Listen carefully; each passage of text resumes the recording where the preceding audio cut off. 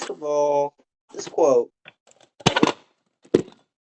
Well, let's look into this because this sounds just retarded. Just such a conspiracy theory, but everything I've ever seen points to me. I've never seen anything which just proves it. This is a direct quote from the largest investor in the start of the education board. Okay, so this man had massive influence. Not only did this man have massive influence over the education board, but apparently both of his children carried on his legacy of investing billions of dollars to influence the modern day education board. Apparently, this guy lived from 1913 to 2017. So this man met fucking George Washington and then lived long enough to fuck up my school. You know what I'm saying? This man was screwing up Catlettsburg Elementary and also those little house on the prairie, you know what I mean, school homes we should see in museums. Yeah. You know, and this He's is been busy. We got, huh? I said he's been busy. Yeah, why do you sound like complete shit? Oh. Do I sound any better right now? Oh no, hold on. I think problem. Speak again. I'm gonna speak again. Do I sound any better? Yeah, it was my bad. Okay, anyway, and this is our quote. In our dream, we have limitless resources, and the people yield themselves with perfect docility to our molding hand. We shall not try to make these people or any of their children into philosophers or men of learning or of science. We shall not search for embryo great artists, painters, musicians, nor lawyers, doctors, preachers, politicians, statesmen. For the task that we set before ourselves is very simple as well as a very beautiful one, to train these people as we find them for a perfectly ideal life just where they are. What the fuck is that? I definitely want to research that and see the source of that, because I know. Isn't there also one of the other guys who was like also a part of a school board and something? I don't know if it's confirmed whether or not it's accurate, but I believe there's at least a popular quote where one of the guys on the school board said that he's specifically trying to get people for a factory rather than, like I said, you were saying, philosophers. I don't know if that was a part of the quote exactly, but that idea of like literally making factory workers. Yeah, but that to me, that's not even nearly as bad as this, because it's like to say you want to make factory workers back then. I mean, when 90% of the workforce is factories, then it's like, I mean, at a certain point, you kind of have to shape schools around making factory workers because it's such a large portion of the economy that you could do that from a completely immalicious perspective. But this is just like straight up saying, like, it's not that I want factory workers. It's that I specifically want I want people to not ever. I want people to accept the exact position at which they are at. I want people to stay low, stay where you are, in your place in the economy, so I can have my place in the economy. Not seeking innovation, not seeking creativity and unique perspective, just following the herd. But wait, who is the person that said this? Well, just look up the quote. I'm pretty sure I don't know his name off. I do, but I can't remember right now. Just look it up and see who is it. Look up for the tasks that we look up look up what the fuck is the part of this that's important? Just look up. We shall not try to make these people or any of their children into philosophers or men of learning or science, and see who said that. It's one of the Rockefellers.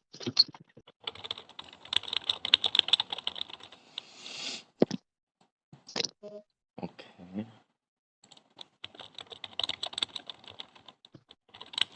John D. Rockefeller. Yep. Okay, as Rockefeller put it, I don't want a nation of thinkers, I want a nation of workers. Even more compelling are the words of Frederick T. Gates, business advisor to Rockefeller. We shall not try to make these people or any of their children into philosophers or men of learning or of science.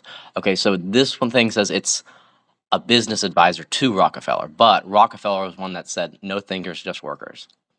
So not a good company to keep.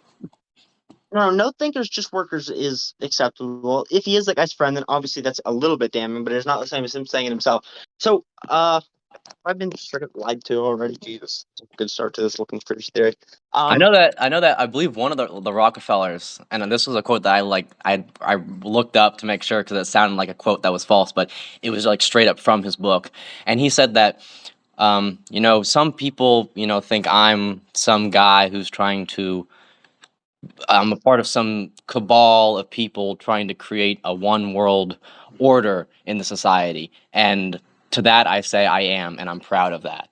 Um, and he was like acknowledging the fact that people are conspiracy theorists about that guy, and he even said that he was proud of the thing that people think that he's doing. So that's interesting. My mother just said that exact same quote to me. Um, she said it was one that my father really likes, so that's interesting. Um, so okay, I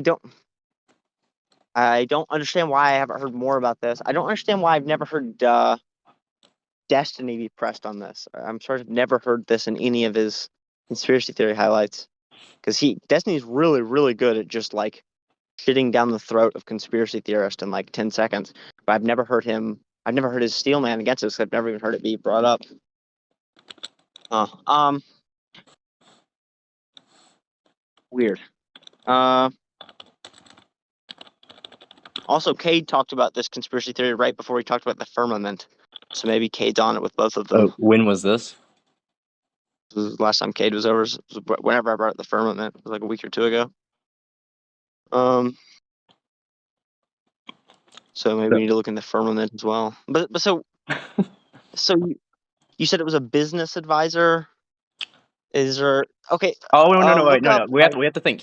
This guy is named Gates, so he's a friend to Rockefeller, who's always a part of the conspiracy theories. But Gates is a prominent member of the General Education Board, and he did say we shall not Okay. try to make these people or any of their children into philosophers or men of learning or men of Okay. science. Okay. Okay. So I guess here's what we should look up. Let's just look up, like, ask ChatGPT, or just look up on Google or whatever. Look up why is this wrong? Like, look up like why is it wrong to view like the education board founders as like evil? Like, I mean, surely someone's just like saying, "Look, here's the like real breakdown of this." They're not like, listen, guys, it's not literally Lex Luthor. You know what I mean? It's just this is what they're trying to say, but they're just weirdo billionaires. Like, surely there's some breakdown like that. Because if not, then it's just like, then it's like I don't understand. Because I mean, if this is just objectively true, then how do you not be able to say this to anyone like Sarah or Pax and be like, the guy who founded this entire education system is literally, he has a quote where he says, "You people are idiots. You're retarded sheep, and that what you're doing is specifically meant to suck your time out so that you don't think creative thoughts."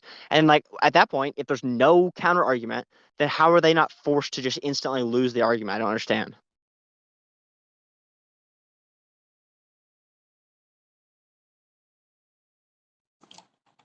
Yeah, all I can find, everything else is saying like this is the origin of compulsory school. Here's a real reason why public education will never get something. I can't see the ending of that. The origins of education, the ugly truth about education. So most of it is agreeing with it. I see one thing from Snopes asking, "Did John D. Rockefeller say I don't want a nation of thinkers?" But we just confirmed that that's not him saying it, but it was someone else who said that. Okay, ask ChatGPT to give me see what it even does here. So this is just interesting in its own right. Let's just ask ChatGPT. Go ahead and ask it. Give me the straw man and the steel man for why the education founders were like evil. Because like, okay, honestly, if it can't give us the steel man against that, why? That seems like a lefty argument. It seems like one ChatGPT would be allowed to make. I don't care. I don't. No. When? No, dude. I'm literally in the middle of a call. You're not calling dry? I guess. Shut the hell up.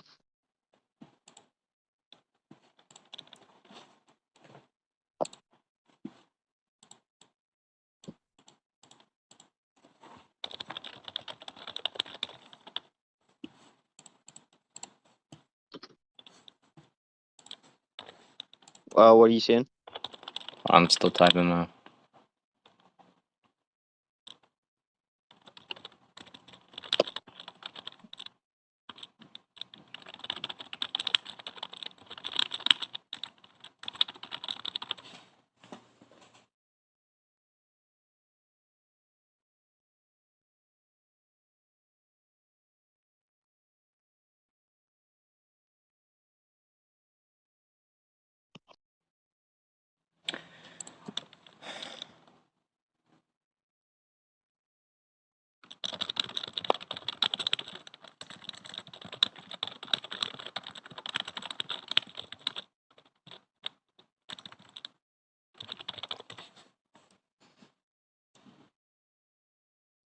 Okay, it just keeps on giving me like logical arguments. It's not giving me like quotes or evidence about a policy they made or anything. It's just kind of summarizing it.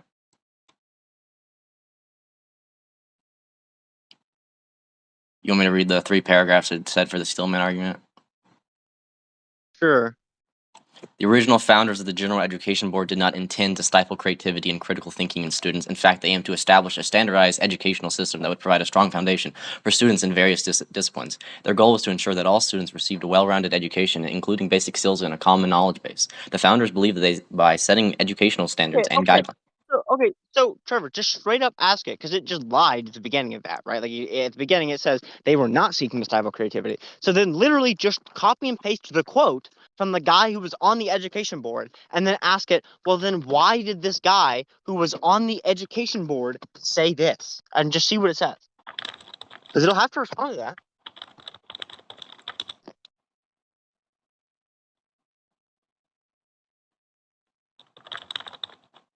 That's Trevor. This is like weird. Like why? Like why? Whose agenda is it to stifle this? This doesn't feel like the typical identity politics game. What do you mean exactly? I mean, this isn't like this isn't like offending anyone. This isn't like there's no indigenous tribe on the back Yeah. end The of only this. person that this is pointing fingers at is the wealthy elite of the world, which everyone kind of does anyways. Well, yeah, it's not just that, but like in other words, I'm sure if you ask ChatGPT, can you steelman the argument for why billionaires are evil under a communist system? I'm sure it'll say yes to that. You know why? Because that's an acceptable form Yeah. of lefty like ideology. Like, and ChatGPT is allowed to do that. So if ChatGPT is allowed to do that, then what's making ChatGPT not allowed to do this? Someone programmed for this. Who programmed for this? What's the incentive? It's not the lefties. It's not the identity politics players who are the people who apparently are in control of the technology. What I've always believed and what I've always thought is that the current stifling of free speech is not an intentional global effort. There's no rich cabal behind it. It's a symptom of lefties being nerds being coders, and so you have a bunch of ideological losers who happen to also be working in places like Google and Twitter. Like it's just that's the kind of people who work there are going to be these extremely left-leaning, free speech stifling people naturally. So it would make sense that you're going to get like bias in like what racial slurs are allowed and things like that because you can see the identity politics game being played, but that just doesn't check out here. Like you were saying, it's like the only people this affects is the rich and the elite. But the weird part is that you can ask other questions about the rich and the elite because obviously the whatever force this is. Okay, I'm pretending. I sound too confident that I think it's a malicious force. I really still am not because I've never seen an example in my life of maliciousness actually being correct in the end over just pure stupidity. But it seems like it is the most credible example I've seen so far. Potential understanding of evil, like basically. So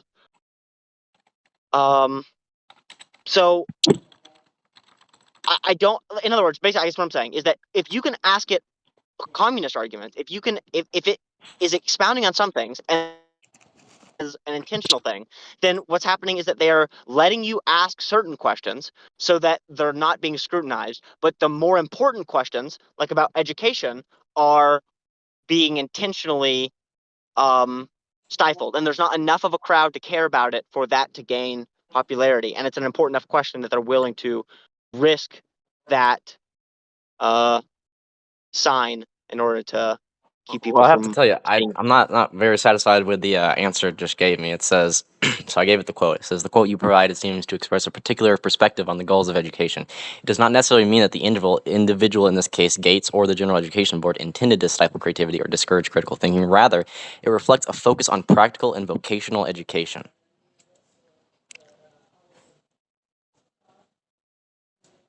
And So read I this don't. quote again to me.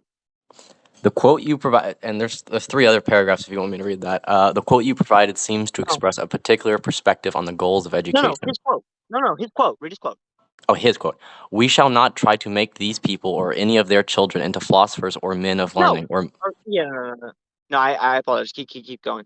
or men of science. We have not to raise up among them authors, editors, poets, or men of letters." Okay, and And it. again, oh, there's more to it. If you want me to read that. Okay, no, that's enough for now. Let me think about it for a second. And what did it say that? What was the two words that it used to explain it? It Or was it vocational? reflects a practical and vocational education.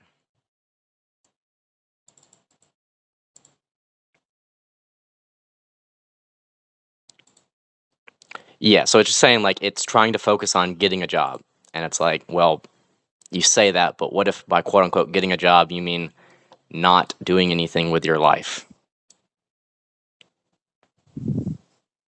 Okay, what is the? Do you have the part of the quote in it where it literally says, "I want them to accept where they are"? All right, let's see here. Shall not-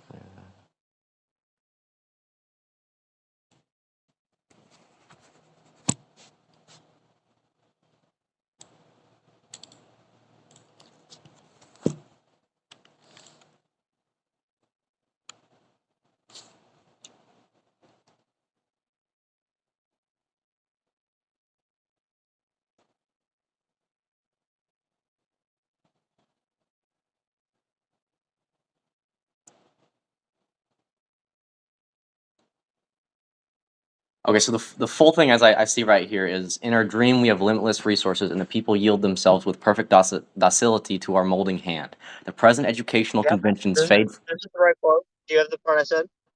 Um, the what is the one of the words? Um, it is I want them to accept where they are. Is the just? Well, I know the last word is are. Like I want them to accept where they are. I do not see that in this part of the quote. It ends Okay, at so uh, we don't have any ambition for them to be lawyers, doctors, preachers, statements of whom we now have ample supply. okay, so it's a few lines after that. It's so just look up the full quote, but here's what it actually says. It says, "For the task we set before ourselves is simple as well is a very simple as well as beautiful one, to train these people as we find them for a perfectly ideal life just where they are."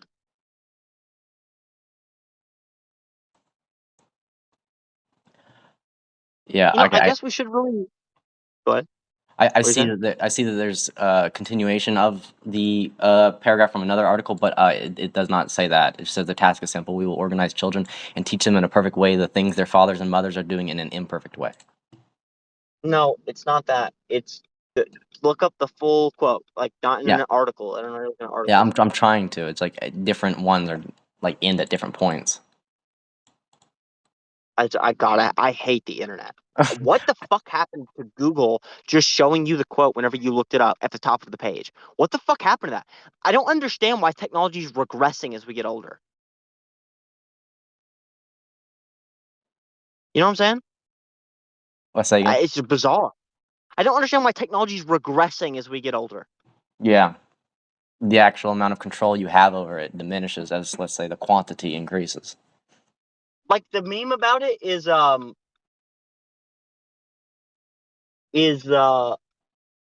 iPhones have been around for 20 years, but if you're about to copy and paste, you know what I mean, strap in because you're in for a wild fucking ride. Like the technology's been around for 20 years now, and somehow one of the most common movements in the entire phone is still results in you scrolling down half a fucking page. Like someone needs to be killed. Some coder needs to have their skin stripped off in the town square. And it's just that simple. Someone needs to be live streamed. Oh, oh, just get on one. I turn on here anyways. Someone needs to be live streamed having their fingernails pulled off by pliers by a small underfed Asian man. And that's just the reality. You know what I mean? I'm sorry to say that's where we are. You know what I mean? If it it's gets things just done.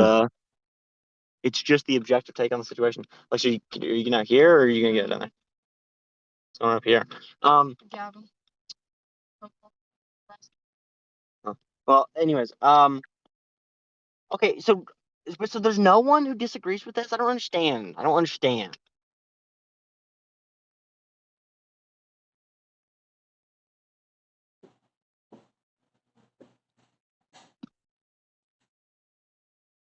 Like, so you hearing this?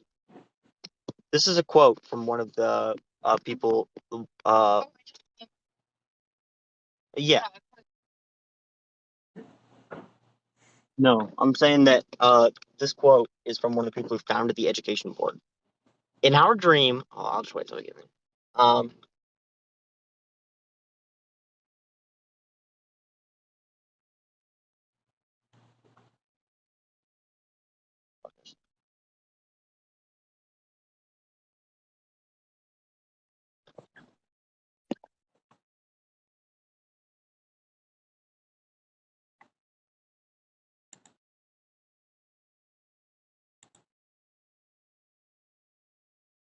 In our dream, we have limitless resources, and the people yield themselves with perfect docility to our molding hand. We shall not try to make these people or any of their children into philosophers or men of learning or of science. We shall not search for embryo great artists, painters, musicians, nor lawyers, doctors, preachers, politicians, statesmen. For the task that we set before ourselves is a very simple as well as very beautiful one, to train these people as we find them for a perfectly ideal life just where they are. And apparently no one on the internet disagrees with this. We asked ChatGPT why this is not like a directly evil statement, and then ChatGPT just says, well, actually, they're just trying to make people find normal jobs. Like, it's just like like, I'm not like a conspiracy guy. I'm always all the time shutting down for other conspiracies. This is the first time that I've ever looked into a conspiracy theory, and there's no one disagreeing. It's very strange. Anyway, you can go. Isn't that weird though?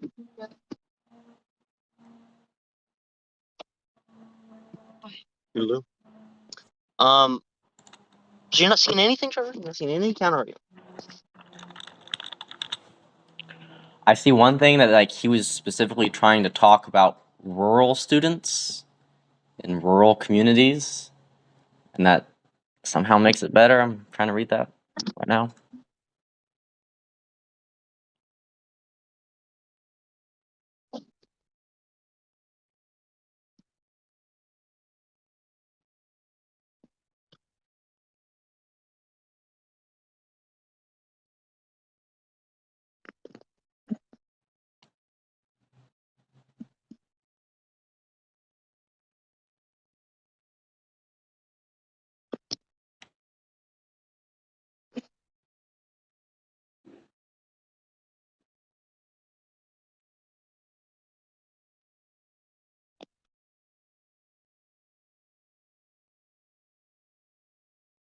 Okay.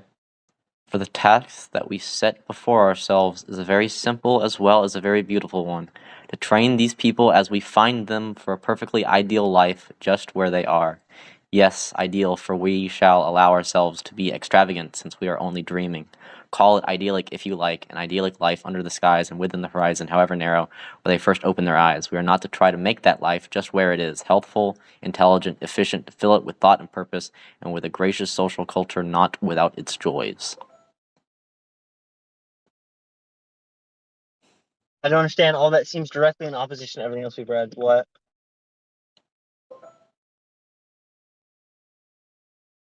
Right? Like, what is he? I understand how that fits in with everything else he said. Yeah, It seems like he it's literally there's like it's one giant paragraph, and the first half is like, yeah, we want these guys to be like retarded, and the next one is like, but we want to give them a chance. But I don't understand the is a simple one. We want to create a perfectly ideal life just where they are.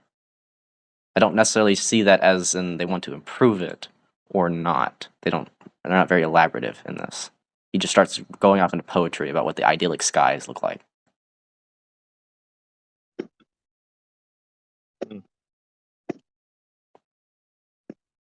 I don't know. I don't know what to do from here. I don't know how we figure that one out.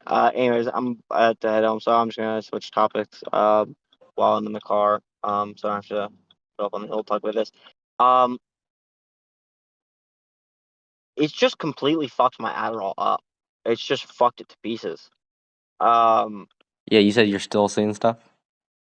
100% still seeing stuff. No doubt in my Goodness mind. gracious. There's no part of me that thinks it's placebo anymore. There's no part of me that's like, man, this is like a little bit. It's just like I just like am 8 to 10 hours tripping. It's just like, it's just weak and it's barely there and it's just enough where you know it's there, but you can't quite explain even to yourself with words what exactly is going on. Like you'll look at a tree line and you'll be like, I'm not seeing this normally. What's going on? And you can't really come up with a particular answer, but you know you're just not seeing it the way you typically do. I look at my phone.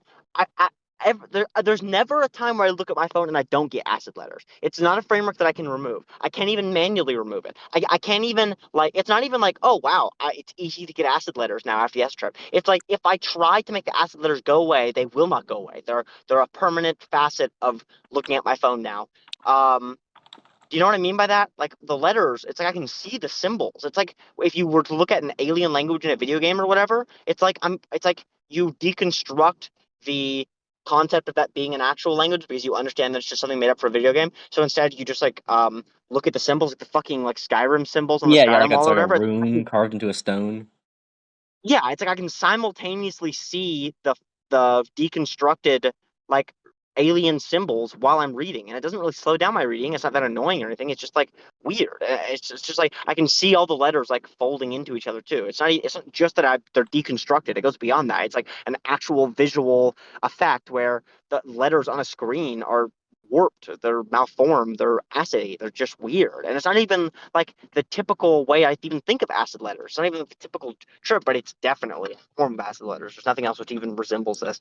Um, Typical acid letters, they'll move and they'll wobble and there'll be like 3 or 4 outlines outside of the typical letter that are also like the multicolor thing acid always does that will shift around a little bit. But with this, it's like the text is consistent. The only part it's doing is this thing with it's like the letters will fold. It's like I can see. It's not just that I can see the deconstructed version of the letters, but it's that I can see like the way the letters are like folding into each other, and not like folding into themselves, not like moving, but like it's like I can see it all as one big block. It's like a rectangle around all the text. I don't know. It's so weird. I just did such a poor job explaining it, but I don't know. I don't know how I'd go do a good job of explaining it. Is there anything that like All I know, outside of like anything massive? Like what's the biggest one you've seen yeah, so yeah. far?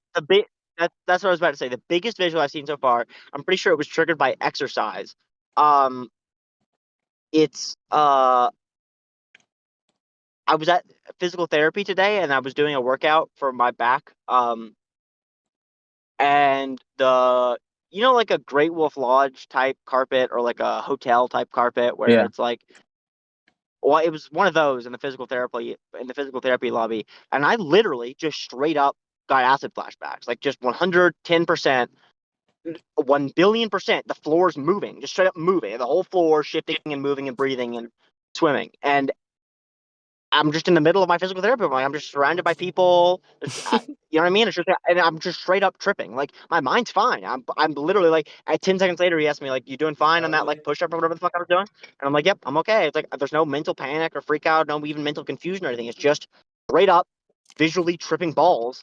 At 4 days later, it's the worst part is that I would love this. This would be a gift from God if it wasn't for the fact that it also fucked my Adderall to pieces. The Adderall just doesn't work anymore. The appetite suppression completely gone. That's insane because the appetite suppression shouldn't even be a mental effect. We shouldn't even be talking about um um.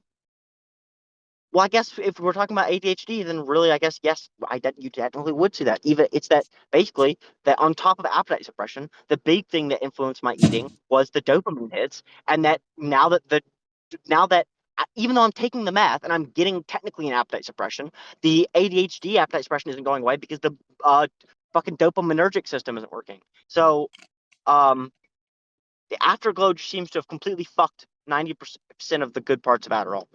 I'm sleeping good, so that's a bonus, I guess. Don't you It's think? Do also you think fucked the this would be a temporary thing, or do other people say this is like forever? Trevor.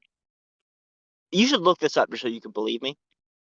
There's only one other person on the entire internet who's ever talked about this. There's only one other person who, on the entire fucking Library of Alexandria, who has ever talked about the week after acid and Adderall. Somehow, 50% of our goddamn country, somehow there's so many fucking people on Adderall that we can't even fucking get Adderall or Vyvanse prescriptions fulfilled in half the goddamn country because there's a shortage. We've got too many motherfuckers taking it, and somehow no motherfucker in the entire goddamn country simultaneously taking Adderall and acid. Every single other drug combination under the fucking sun's got a goddamn notebook attached to it. You got the fucking setting, fucking water amount, the fucking duration, neuron firings, the supplemental patterns, the vitamins you should take the day before and after for MDMA, Molly, DMT, and acid all at the same fucking time. But nobody in the entire goddamn world has ever had the fucking question, do acid and Adderall mix? What the fuck are we doing? What the fuck is it? Am I in fucking La La Land?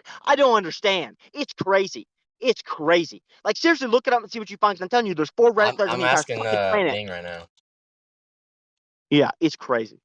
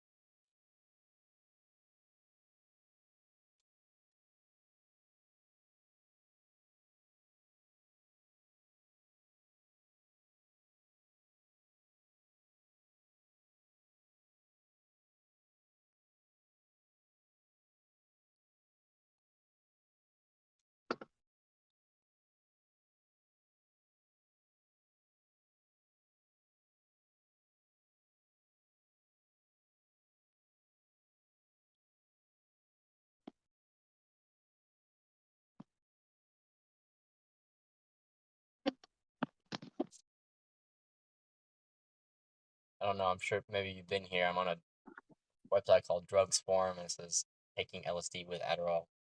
I don't know if it has any good information.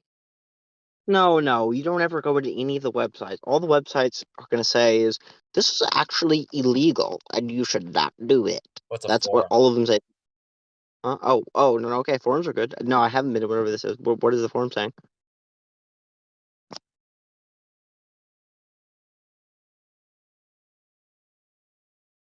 Just send me a link. All right, Discord.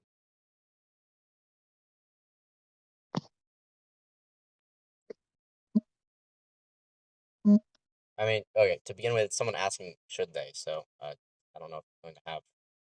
I'm talking about the afterglow.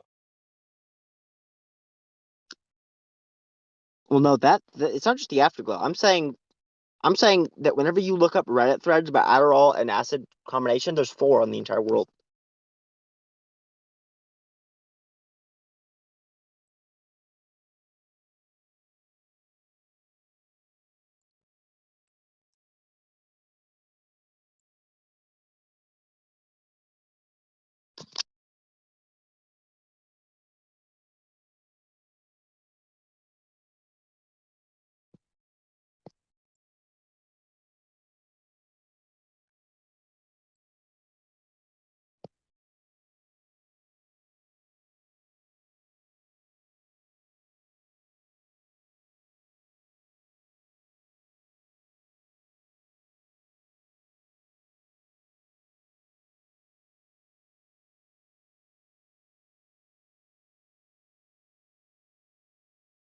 Oh, that's so interesting. Some guy says it kills visuals. And it did for the first fucking 12 hours, but now 48 hours later, I'm trying to get them. Yeah, that's funny. Just today, we're researching Adderall today, and apparently 6 hours ago, a news article came out about how Sam Bankman-Fried needs more Adderall to stay focused during criminal trial. His lawyer says.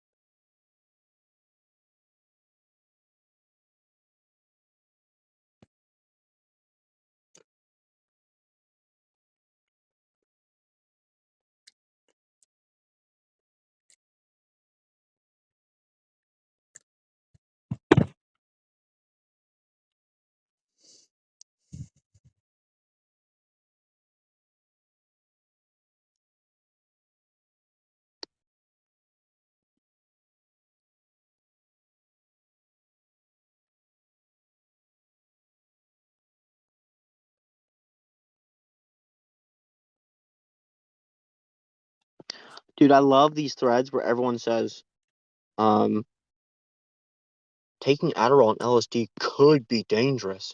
Hey, I know that this sounds good, but you could go crazy. Every single fucking person like a goddamn Ed, Ed, and Eddie character with the same fucking retarded ass line. Jesus. Either say something with any value at all or shut your goddamn mouth. Someone should staple your fucking lips together, you goddamn cretins. Are they actually saying that you'll go crazy? Yes, you're not looking at. You sent me the link. Every single person on this thread is literally saying, "You could perma trip. You could go crazy. Every time you take acid, you might go crazy. Don't want to risk it." Fucking lobotomites. Yeah.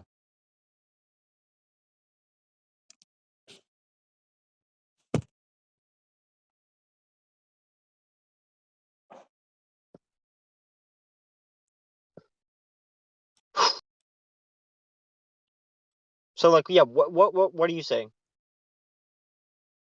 Um,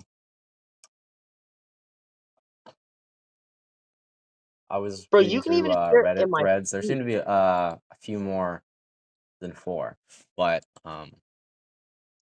Well, like okay. Are there a few more than four that have like more than three comments, and any one of the comments being anything that isn't on the other four? Because I'm saying like there are four threads that actually have like 5 to 7 comments. That from what I saw, that's the just. There are four threads on the entire planet that actually have like any comments that are actually like saying anything.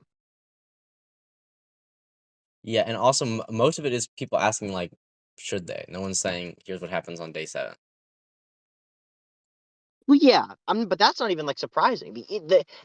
I'm not surprised that we're not seeing specific details. But what I saw very clearly was that there is no details. There's no details. There's no one saying. I mean, well, there is a couple threads. Like I said, there are like 4 threads that actually have someone who's taken Adderall and LSD. There are like 4 threads on the entire planet that has someone talking from a personal perspective that's giving any like anecdotal evidence. And every other thread is just people being like, that could be bad. Don't do it. It could be bad. Well, the first one I see is from someone who says that they quite enjoyed it. Yeah, I saw that guy too. If I think what is his exact words? I actually quite enjoy combining 20 mg Adderall with LSD. That's it. That's all I said. Well, I mean, there's a full paragraph in when we read it. Well, I think it's the same guy. If he talked about like how it's been a beautiful experience or whatever. Okay, but anyways, uh, anyways, are you seeing the same disappointing amount of information, or do you feel like that there's anything that you're seeing? Like, do you see anything useful, or is the most useful thing that you've seen so far? The most useful thing that I saw was there was one guy in the entire planet who talked about the afterglow, and he said the week after, um, his Adderall didn't work, which is not exactly what I'm getting. My Adderall is working; it's just not doing what it's supposed to be doing. Um, But dude, you can even hear my speech, can't you? Like I'm stuttering again. My speech is slow. I'm not like in the matrix. I'm not like picking the threads and weaving them together beautifully. It's like you can hear my word choice faltering. Um, Weird. It's weird. But like you can hear it, can you? Yeah, I mean, I would think that would go away eventually. Well, obviously it'll go away eventually. If not, then if it's a permanent thing, then it would just be that the acid I'd ever taken would be affecting the Adderall at any point. Yeah. That would have to be permanent. My guess is it'll only last a week, or I mean, worst case, I would imagine 2, because that's when the LSD is going to be permanently. I mean, like actually out of my system fully. But to me, this is just like this is destructive. My whole goal of taking it every 2 weeks, which Adderall was supposed to make possible, is destroyed. And now it seems like you kind of have to pick which one do you want to do? Do you want to do Adderall or do you want to do LSD? And it seems like Adderall's the winner, which is just sad. And the scarier question is I can just not do LSD, which was previously my favorite drug on the entire planet. So that sucks. But I can just not do it if I can still do DMT. But can I? And maybe I do fuck my whole head up doing Adderall and DMT. Because if no one asks questions about fucking Acid and DMT, sure as fuck nobody in the entire planet's asked about DMT and Adderall. Hey, I'm looking that up right now.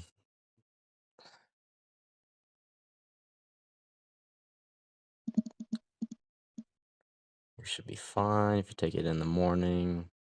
Don't freak out. Don't.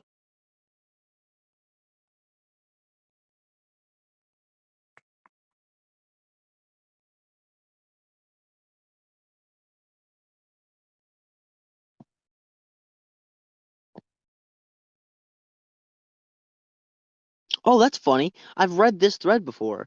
Yeah, this person, I fucking God, it's this shit annoyed me so much. This guy said, uh, listen, it's definitely smart. Biggest thing in your mindset going in. So if you're unsure about the Adderall with it, I applaud you for waiting. Never go into a trip unsure. Nervous is fine, but not unsure. Like a buddy of mine said, psychedelics are like having astral sex with no safe word. Once you start, it's great, but if you start and then want to stop, that awesome astral sex turns into astral rape without the consent, and it'll keep going until it finishes. So be ready to ride it out. Enjoy your trip, man, and hope to hear how it goes. And then the person replied with, I'm gonna be real with you, that analogy just doesn't sit right with me, but I get what you mean. It's like, um, hey, how about hang yourself?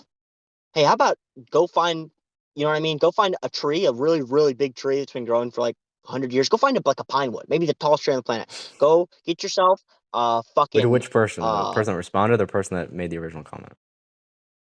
obviously the person that responded. Oh, why would it be mad at the person that said the original comment? He's I was literally just just wondering. making an analogy.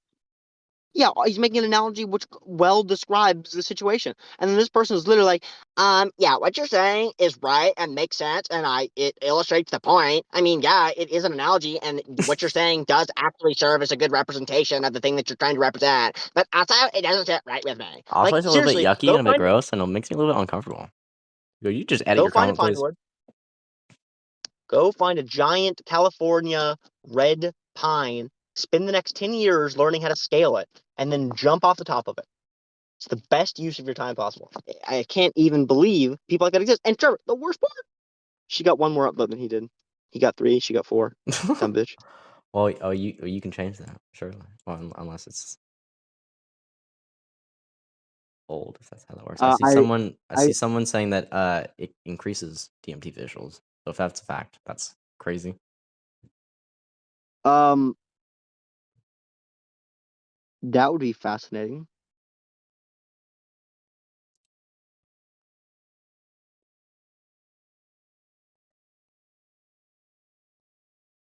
So, anyways, it was like my LSD wasn't complete until I took Adderall, which was weird.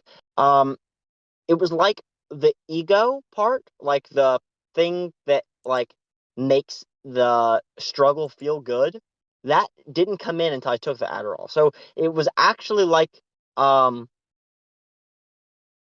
I needed the Adderall to even make my LSD trip close to normal. So that's interesting. I mean, it's closer to Um like what a normal person's experience would be like. no, my normal experience would be like And what the is it? What is your Adderall. normal? I'm saying to get the ego that makes the thrashing at the beginning feel good. Yeah. So when you're initially like sick and you're rolling around in misery and you feel like you drank 400 cups of coffee and now venom is trying to crawl his way out of your stomach, that was just miserable, and there was no part of me that was like that had an ego about it. There's no part of me that was like feeling like I could conquer the entire UFC right now. I could go punch a hole through a wall. I could knee a bear skull into pieces. Like there was nothing, no part of me which felt that until I took the Adderall 5 hours in, and then finally I got like, oh, here it is. Here's the venom suit. Here's the ego. Here's the god complex. And you noticed like immediately once you started taking that, it started forming. Yeah. Well, I only took one Adderall, which was 5 hours in, and then that was when the trip became like normal. Mm-hmm. And that So you don't it, think that has anything to do with the trip fading out at that point? Well, no, that would be retarded because I didn't get it the first 5 hours. So no, it had nothing to do with the trip fading out. It would have everything to do with the first 5 hours being completely different than any of the other first 5 hours ever. You understand? Mm-hmm. So that therefore there's only one factor which changed, which would be the Adderall. That's the only thing which has changed, and that would be the only thing responsible for why this first 5 hours was different from the other 15 first 5 hours I've experienced in my entire life. Yeah. And it was just Um, bodily pain? no, well, first of all, worse bodily pain than normal, but not that much worse. It wasn't like I said, I felt like I was dying, but like, I mean, we had times where we took two and felt like we were dying. Like that's not that abnormal. It was just that it was like I had taken 2 or 3 tabs. It was like I was getting the torture of taking 2 or 3 tabs, and it's like I was getting the mental effects of taking like 2/3. It's like I took 0.75 grams and I was getting the body load of 300 grams. You know what I'm saying? Yeah. But that's not even what I'm talking about right now. That was definitely true. But beyond that, it was that even with the 75 grams that I had taken, even with the body load, it was beyond the physical aspect. And it was also that the mental aspect was lacking confidence. It was lacking ego. It was lacking the like the good feeling, I guess. I don't know, the feeling of like I'm capable of handling this. This is a part of my like the interdimensional super soldier thing we talked about, where like that infinite energy eventually turns into well, now I can go run forever. I can throw a billion punches. I can literally climb up to the sun and put it out with my hands. Like that feeling, it just wasn't there. It just was not there until I took Adderall.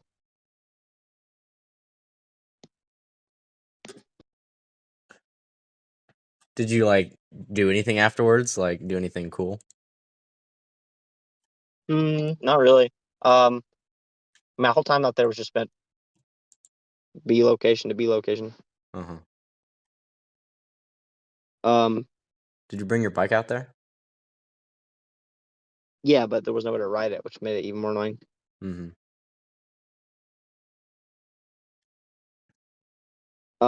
Or I mean, I guess like I'm sure I could have wrote it, but the issue was that it was so harsh on my back that it was like I know Yeah. I'm fucking myself up the next 3 weeks, so I just don't.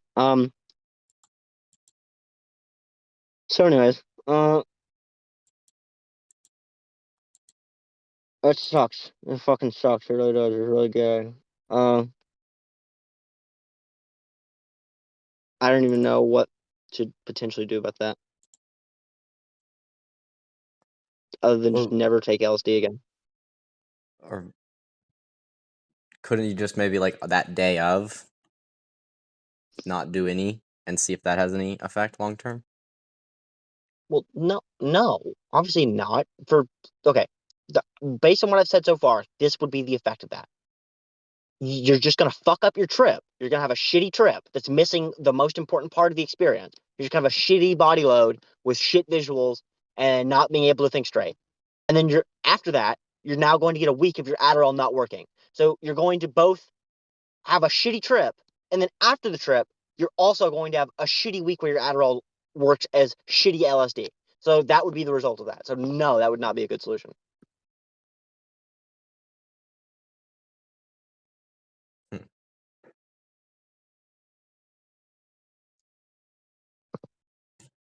The only solution that I see is like maybe there's benefit to both mind states in the same way we say like being sober is its own high after you've been on sub-zero for long enough and it can yield its own benefits. In the same capacity, maybe you say that like while Adderall is a better drug for functioning 90% of the time, perhaps the heights you can reach while being off Adderall are um good enough that there's some benefit to spending some part of your year out of the Adderall state. So, maybe you spend 1 month out of every year where you trip. So that you do one trip a year, and that one trip a year, you use it to just like skip the withdrawals of Adderall. Like you trip and then you instantly go off Adderall, and that way, um, you don't even have to deal with the withdrawal symptoms because the afterglow is gonna like fix that. Um, but that's the only use I see, and I don't even want to do that. I don't see a use to my normal mind state. I've been in you know what I've been in my normal mind state for the past couple days. I don't know how I functioned. I don't even know how I functioned. I'm so retarded compared to what I'm like on Adderall. And I don't think I'm worse than I was before. I don't think that I'm right now a less efficient version of me before I started taking Adderall. I think I'm just as efficient as the me before I started taking Adderall, and I'm also getting acid flashbacks. And I'm also like permanently half, like not even half, like permanently like a tenth tripping. Like it's like I'm always on like a little bit more than a microdose, like a double or triple And microdose. so does that Like come with like the mental benefits at all? no, not really. There's Of there's no course. mental. Yeah, there's no mental effect. Um, yeah, Does it have any effect this was on the closed eye visuals? no the least or the most. I feel like this was the least divine acid trip I've ever had in my entire life. As far as like, it wasn't even bad. It was like fun, or like as fun as it could be, getting hunted by wasp and hunting wasp. It was like in other words, like I can think of times in my life where this trip would have been hell, and this wasn't hell by any means. It was like just like fine. It was just like a fine day, um, fine trip, just fine. It was just reasonably entertaining, reasonably concerning. Got the adrenaline pumping, kind of learned a little bit, didn't learn that much, nothing revolutionary. But the biggest thing is that there was no voice in my head telling me where to go. There was no part of it that was anything that wasn't the average daily Ashton. There's no part of this LSD trip that was anything reminiscent of Yeah, God that speaking. is, it reminds me of the one that I had last time. Like it was just nothing. It was just stimuli, no visuals, nothing mental, just trying to sit there and have something happen and think, all right, is it going to happen? Is something cool going to happen? Is this the moment where something cool happens? No, not yet. Maybe if I focus on it more, then it'll happen, and nothing ever does. Well, I don't know. I mean, maybe I guess if you were having such a similar experience, either you got retro fucked by acid sync or by Adderall synchronicities, or maybe that batch really is just so dog shit aged Which that ones were you doing? um, I was doing the gels. The gels, interesting. Yeah, Well, I mean those are old now. well, yeah, I say the gels. I did a gel. So I mean, we were talking about how aged the gels were even when I was in Florida, and that was 4 months before I did it. So Yeah, here's hoping for those white ones to be our savior. yeah, you guys need to do those soon. And then if you guys say those are really good, then I guess I'll try taking 2 of those with Adderall and see what that does. But the biggest issue is like, even if I get to the trip to the point where the trip's fun and I don't feel like the trip's fucky with Adderall, I think next time I'm just gonna do what I plan to do this time, which is um just take the Adderall with the acid, which is just concerning because it's like, oh, if the body load does get worse from taking the Adderall, Jesus, the body load was bad enough already this time. Um, I'm just gonna have to like just fucking sit in the shower and just fucking stare at the floor and trying to throw up.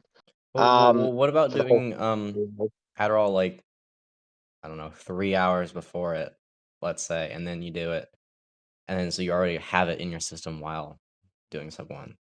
What would that effect be? It's possible.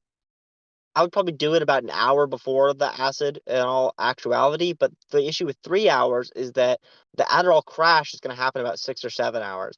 And now maybe you don't get an Adderall crash in acid because the acid's going to just string out the Adderall effect so much. I don't know, but I know that the peak of an Adderall is about 1 hour in, and the peak ends about 3 or 4 hours in. So, I mean, I see what you're saying. Maybe you just don't want the peak of an Adderall. Maybe you just want it to be toning down. I don't know. Yeah, but I I don't guess know. in So many general, the ways. idea of just doing it before rather than wait a few hours to do it. The biggest issue is just the week after. The biggest issue is just the fact that it's like I'm never going to feel like a a week retardation bomb is worth it. Hmm. And when did you do it? What day was it? I mean, it's like what 2 3 days ago now. I did it. 7 a.m. Friday, and it's now Monday, so 2 3 days, Yeah. and still fully my Adderall still fully fucked. So Do you think that would have any effect if you do more and or less Adderall right now? Like if you my did. guess, and I haven't tried it, but my guess is I think that if I do more Adderall, I'm just gonna trip harder. I think if I did 5 Adderall right now, I would just feel like I'm on like 50 milligrams of LSD. And what if you did less? Would that fix it? No, I'm do 2 a day. That's what I'm on right now. I'm already doing a lot less. Yeah. But I'm saying if you did less than your usual amount, do you think that would have any effect? I think that would just make me normal retarded and not tripping retarded. Yeah.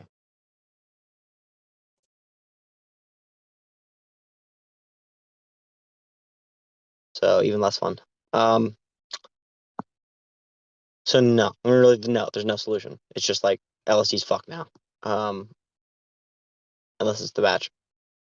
So we'll see, I guess. Wonder how Supplements, sub man. 2 works with it. Fuck sub 2. Fucking hate that bullshit. It was such a shitty trip. Mushrooms were. It's just like, like the difference between like a Taoist and a Buddhist. That's what the difference between sub 1 and sub 2 feels like. Sub 1 is like, hey man, the world's your oyster. If you want to be Hitler, you can be Hitler, and we'll help you do that. Or if you want to be the Buddha, we'll help you do that. And mushrooms are like it's like a fucking Christian trying to like be like, no, no, no, don't do that. That's bad. You need to do it this way. This is God. It's like a demanding fucking loudmouth bitch in my ear. It's fucking so much more forceful, and just, I guess, as that one lady said, was rude, and as that one man aptly put it, it's just much more rapey. It's a lot more Well, also, didn't you demanding, do the one thing that everyone said not to do, which is, which was mix it with Sub-Zero?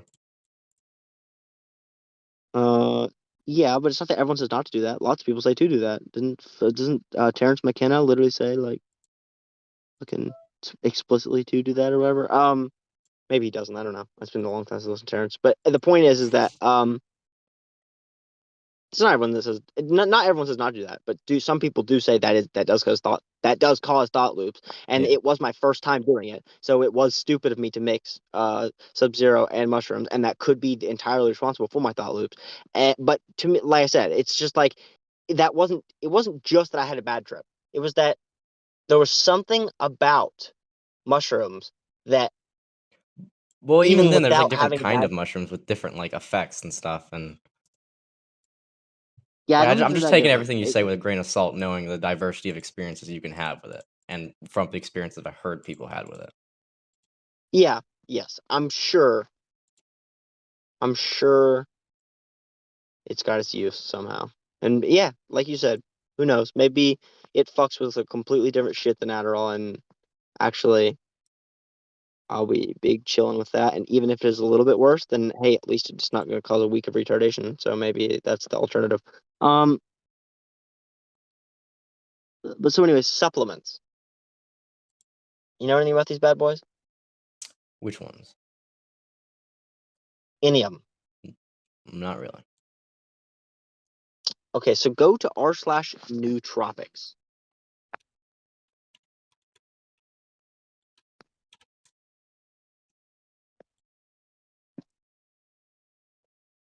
There I am. So what you seeing? Can serotonin levels be increased without reducing energy and motivation drive? Nuance for long COVID, remyelination, peripheral nerve damage. Where to find NSI 189? That's what I'm trying to find. These guys are like math nerds, but Um, for like the human body. That's pretty cool. okay, so exit r/newtropics, and then go to r/stack advice.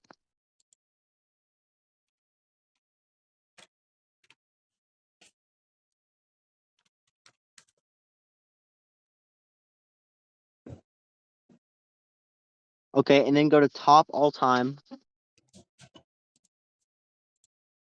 And I have never looked through this subreddit, but let's see what they got. All right. Tell me anything interesting you see. Well, the top one definitely seems like a good one to start with.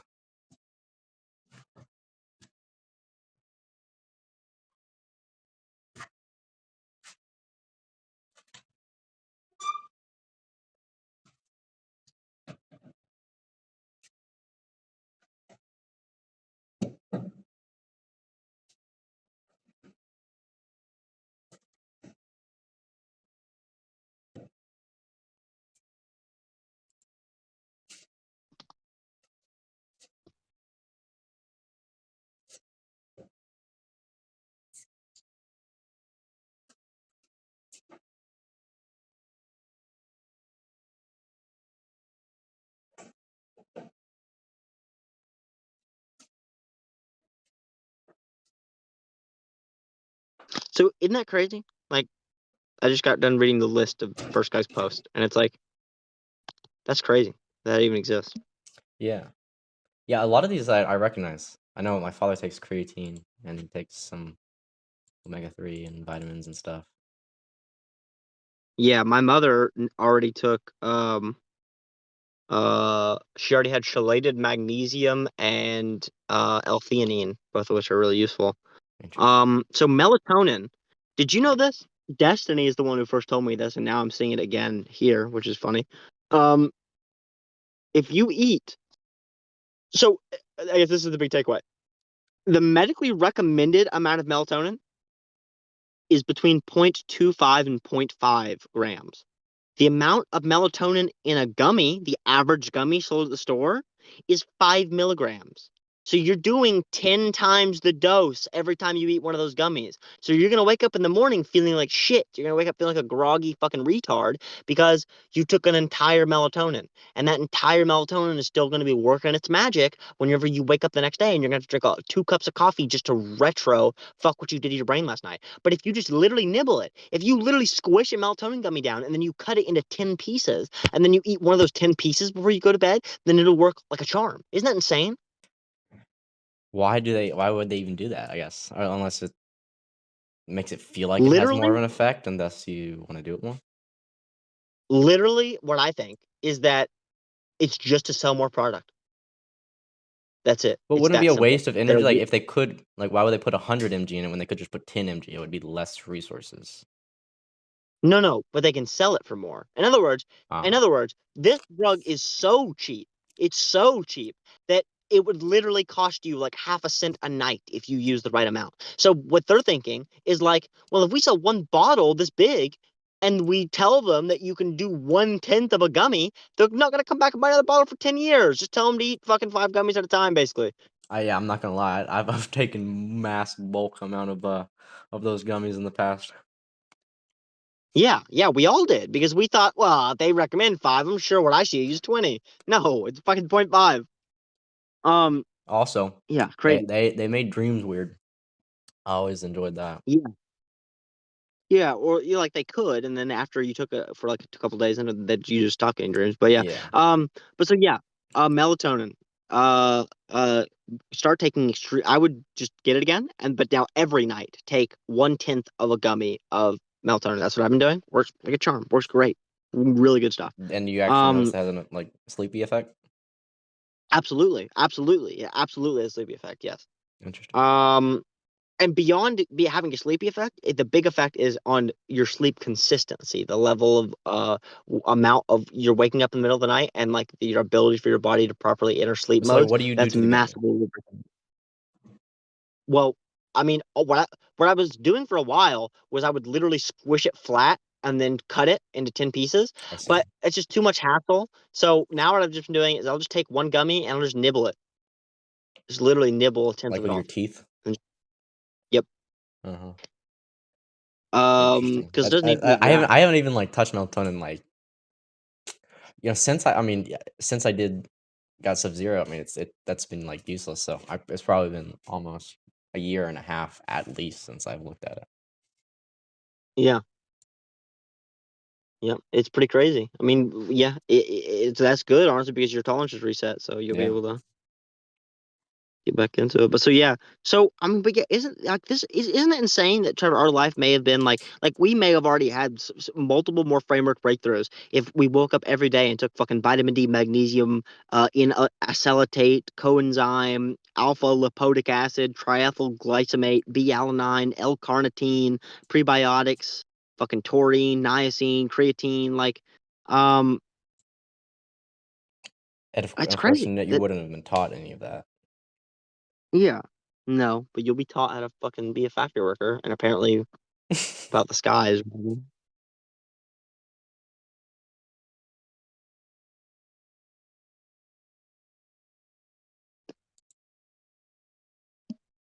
But here's the big issue is that I look at this and I just go, oh, well, I should just stop looking at this because I'll never actually decide which ones I want to take. It feels like a bunch of Skyrim mods. Yes, that is a perfect way to put it. That is exactly what it feels like. And like, oh, will like different ones have different effects? Would like one cancel out the other? Would it gonna go through the mod order again? Dude, this is sad. The links on here are deleted. So Yeah, like, I've noticed that. uh, yeah, that's terrible.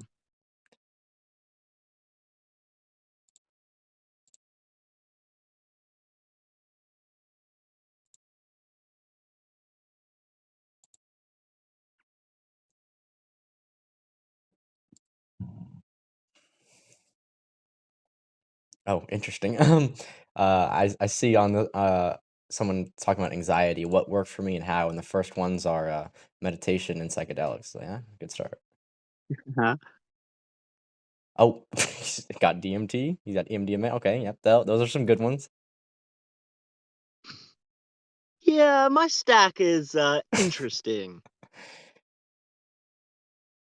Okay, he says 5-HTP basically feels like mild MDMA without the stimulant effects. You're wrapped in a warm imaginary blanket and everything is just fine. That sounds nice. Dude, and then, like this guy's got an ADHD stack, and he's got shit that I haven't even seen on anyone else's list. He's got um Fico Ficnogenol, slash French maritime bark, 100 milligrams twice a day. Alpha GPC, 600 milligrams twice a day.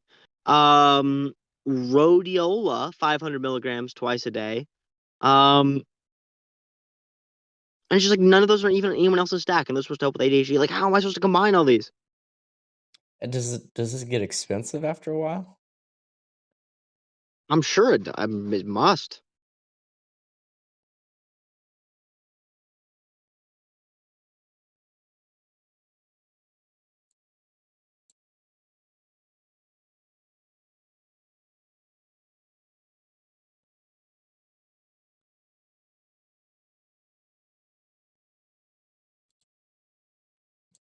I'm very interested in this five. Oh, what? That is so strange.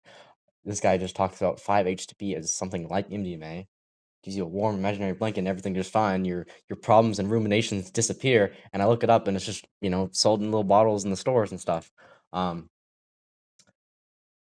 uh, it says I found something that didn't require me to get high as a kite for 7 hours. It still had me feeling good and sleeping well. That one sounds very, very, very fascinating. But this is the thing. Like, all of them are like, there's like 1,000 of these things where these people are like, yeah, these are just mini psychedelics that you can just buy at Walmart that no one talks about. Like, what the fuck? Them Walmart shoppers, they knew where it was. Yeah, I've it's Like, strange. right now, I'm reading a post that, of course, my doctor would never in a million years have told me about, which is apparently the way to just completely avert Adderall crashes. Just completely, you just skip them because there are these two vitamins that both work on the A2 receptor, which is what's responsible for that. So apparently, this guy with 72 upvotes, which is one of those. Dude, 72 upvotes is one of the top 10 most upvoted posts on the subreddit Yikes. of all time. Ever. Oh my God. What is this world? What is this shithole that we live in? Dude, a fucking McDonald's tier list has more upvotes than this. This is crazy. I believe there's another subreddit called Biohackers. You do something similar. Okay, interesting. And there is the newtropics as well, which is like the same thing. Except this is just instead of looking at individuals, this is like people's fucking Pokemon deck.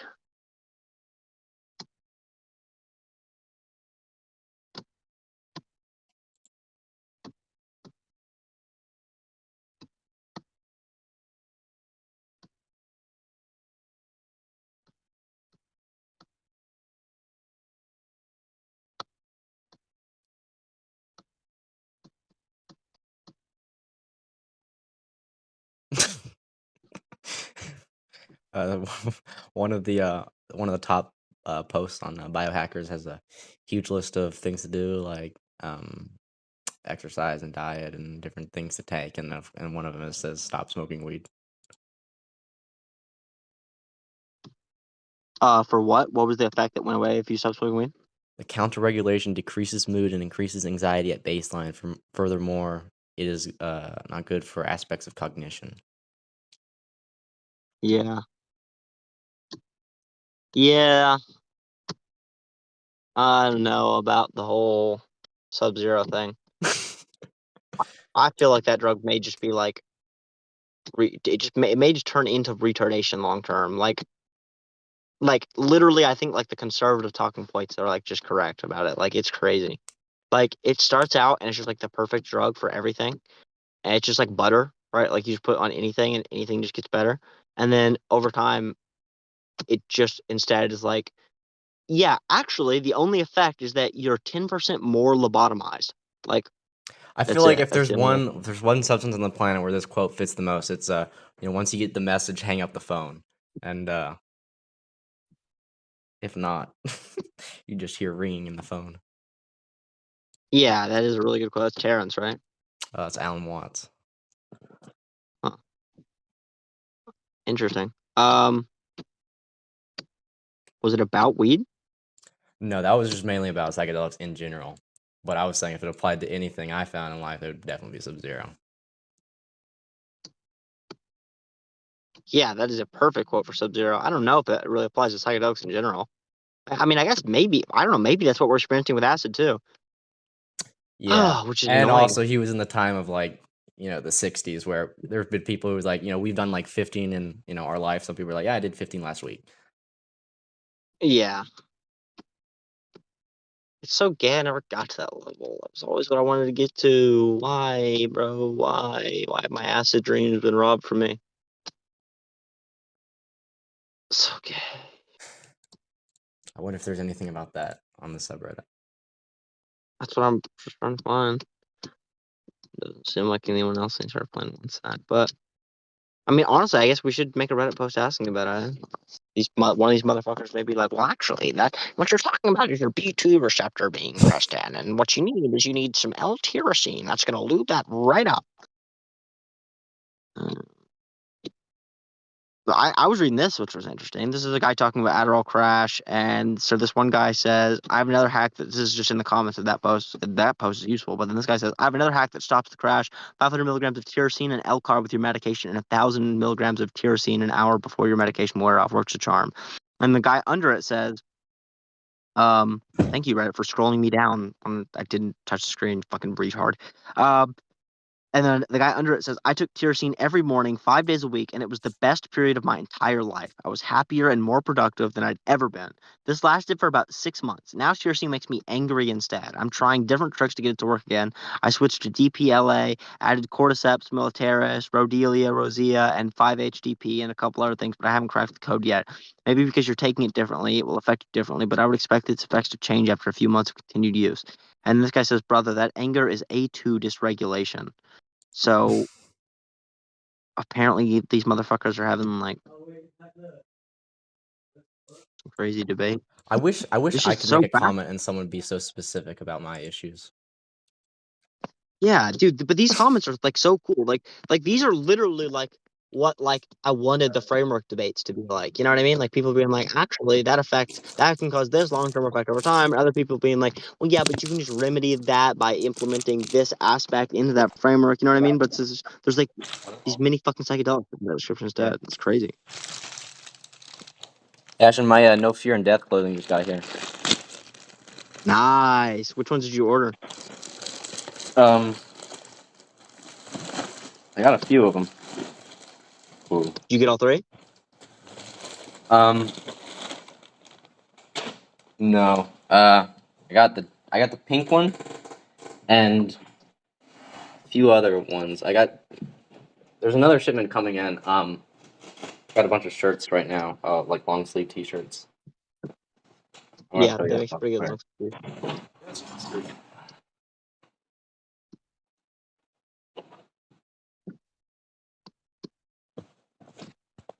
Okay, do you see So the the camera? hold on. Flip this. Now I can. Yeah, I've seen that shirt. Yeah. I thought about getting And it. then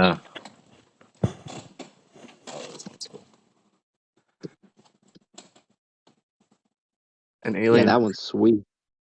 I really like that one. No found identification. And then the old classic. Oh yeah. Is that the only hoodie you got? No, there's another one. Which one? The red one or the black one? Oh, I did not get one of those. I got the There was another one where it had like a giant like rainbow skeleton meditating. Huh? Yeah. Interesting. Weren't they running back on $15?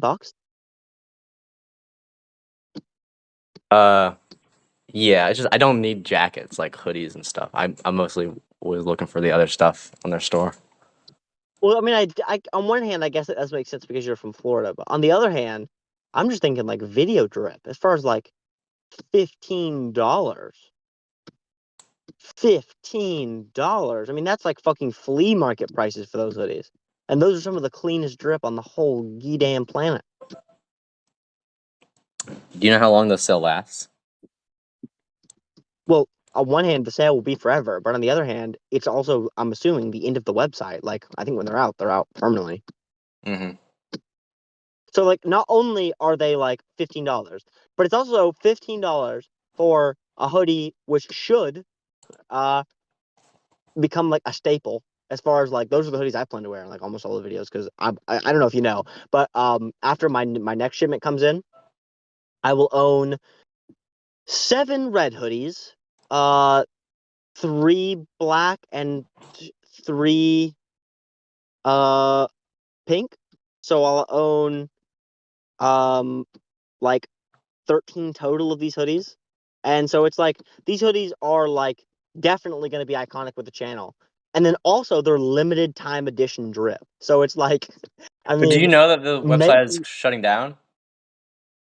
well, yeah, they haven't made clothes in forever, and they're selling things for $15. I think the reason they're selling things for $15 is because they've got so much inventory left over that they're not making money off of, and they're not getting new people coming in because they're not making new clothes. That they're just like, fuck it, we're selling them for $15 because Yeah. we just gotta get this the fuck out of here. That's the only thing that makes sense. No, there's no other reason why you'd sell clothes like that for $15. It's got to be the end of an era, which is on one hand horrifically sad, but on the other hand means that we will literally be like the only people on the planet which own those hoodies, and then it will be me and you will have like iconic exclusive drip. You know what I mean? Yeah, imagine that, and then after we get famous, the website starts making new clothes again. We make them famous. Or yeah, we can give them fucking designs.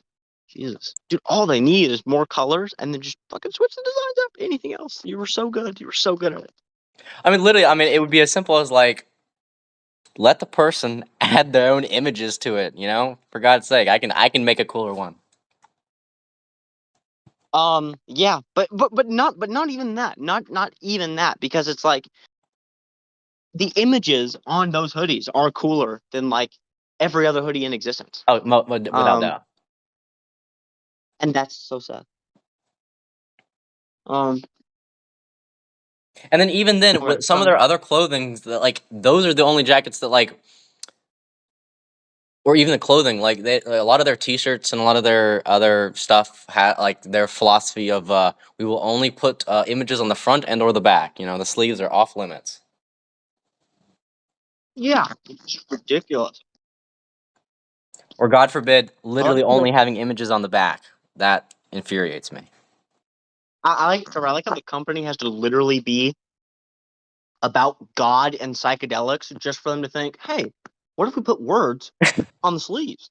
You know what I mean? It's like, is it that much of a fucking frame break? Is it that crazy, really? Do you need an entire awakening just to make good fashion? I guess you do. I guess it's that hard, man. Um, but so anyways, um,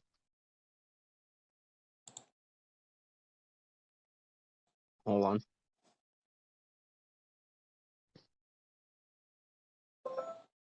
Good God, dude. So This is the stuff I don't like. You know, I've just been finding this 5-HTP. I'm like, oh, that's such a cool one.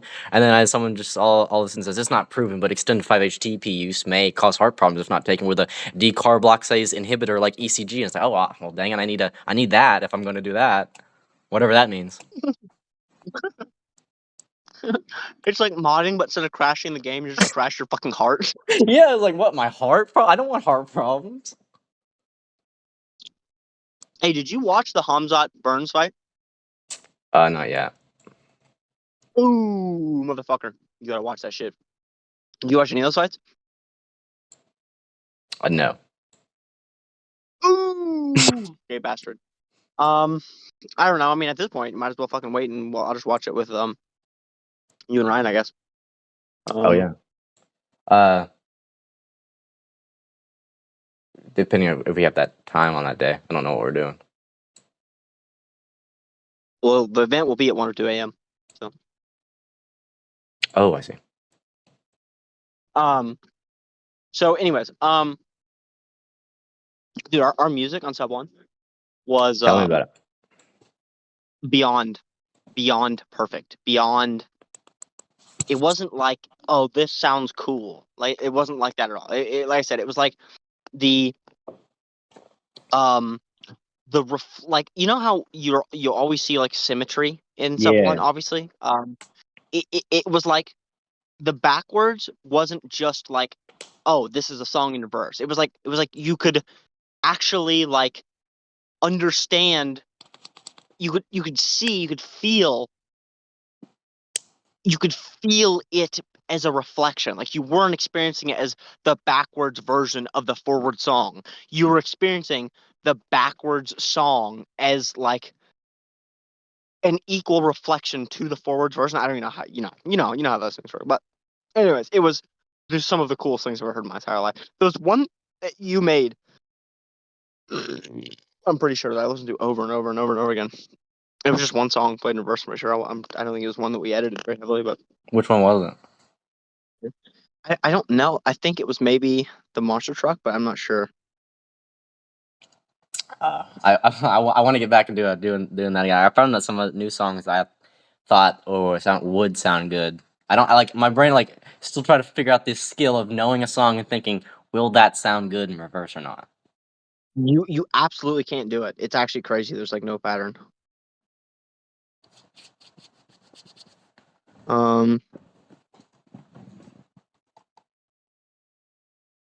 It's so interesting that like someone will ask the one question, favorite supplements for anxiety, and then there are 300 different answers with 300 different varieties of different things to take. It's like it really is. It feels like I just downloaded a Minecraft mod and the menu just got like 1,000 times larger. Yeah, that subreddit is literally like one of the coolest things I've ever seen, and also I'm not sure if I'll ever go back to it. I'm not sure if I'll ever look at that for long enough to actually take anything from that subreddit. Like, it would just take too much time to even get into. I feel my brain is looking for like repetitions, and so like that just kind of like things that stand out because a lot of people take it, and Oh no, agreed. Yeah. That is the best way to do it. yeah. So I see lion's mane, which is a type of mushroom put in a capsule. That sounds simple enough. Uh,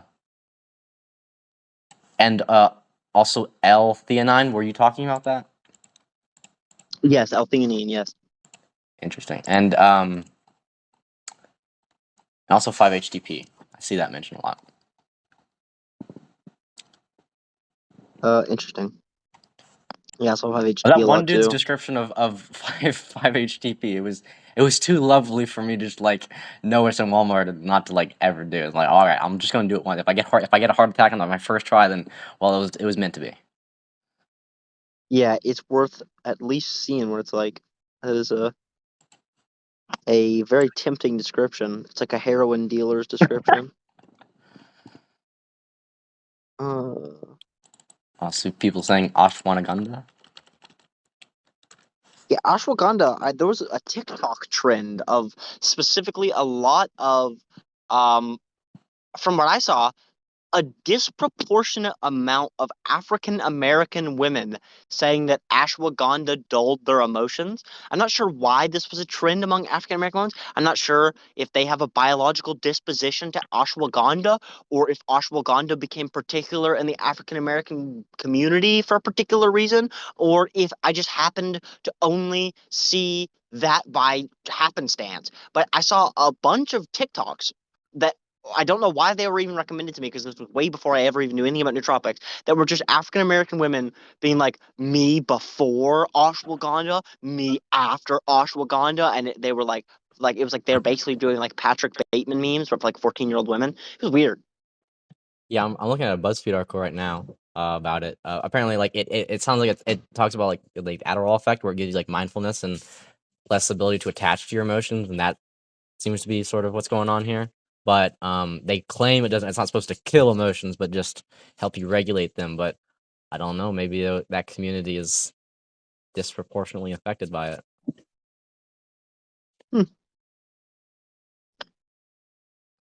I mean, if there's Trevor, any you think study they that suggests that that race has any effect on that would be insane. I don't know if BuzzFeed would even do that. Well, no. I mean, I feel like you could get away with saying that without being controversial, because it would literally just be like, to prove it, you would have to be able to say like, it's this bioreceptor, right? Like their 2A receptor. You can see that because this gland in their body produces more of this chemical, this receptor happens to be more, you know what I mean? Whatever the opposite of the word resistant is, and my fucking retarded, unperky, addled brain can't comprehend. You notice how my word selection's also dipped in the fucking window. God damn it. Interesting. Nothing mentions race at all. Just TikTokers is what they call them. Yeah, I'm not surprised. I mean, I'm sure there were a couple of white girls who did the trim too. I didn't see it for some reason.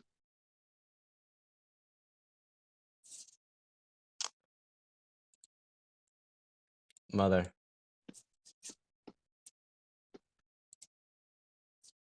What do you want, Gabe? Go ahead and get it over with, you fucking retard. Anyways, so I have money for that one game, whatever it's called. Wow, that's so cool. Yep. And did I get a? Is it worth it? I don't know. It's one of the best games ever made. If that's your question, yes. You have it. Yeah, I don't play. I played it for 5 minutes. Why? I don't play video games. Why not? I don't play them. Cap. It's not cap. The computer, you can walk downstairs. My computer's not even plugged in right now. But sure, L retard. Hey Gavin, you should take L-theanine for your L retardation.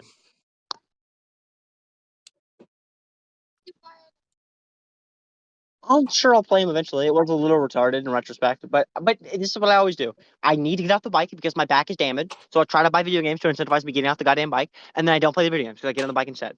So it makes sense that I buy video games, but no, I will probably never play them. Yeah, that's what you should do, you fucking idiot. That's exactly what you should do. Try it, and I'll smash your fingers with a hammer. I'll peel your knuckles out from under your skin. Because you're not. We've been over this. Flee, little insectoid bitch, you little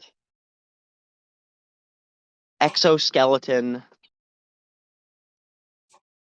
Huh? I need you to step back, sir. You need to. You need to step. I need you to step. You need to step back off my turf. No, man. not in yes. Not in yes.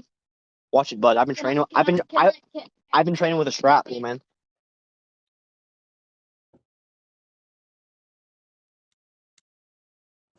That wasn't nice. That wasn't nice.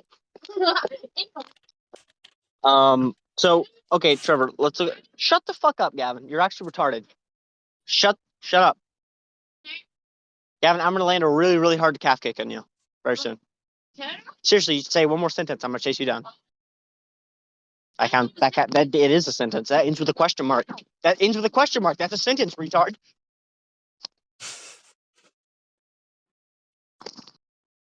So Trevor, let's look up hypermobility back pain.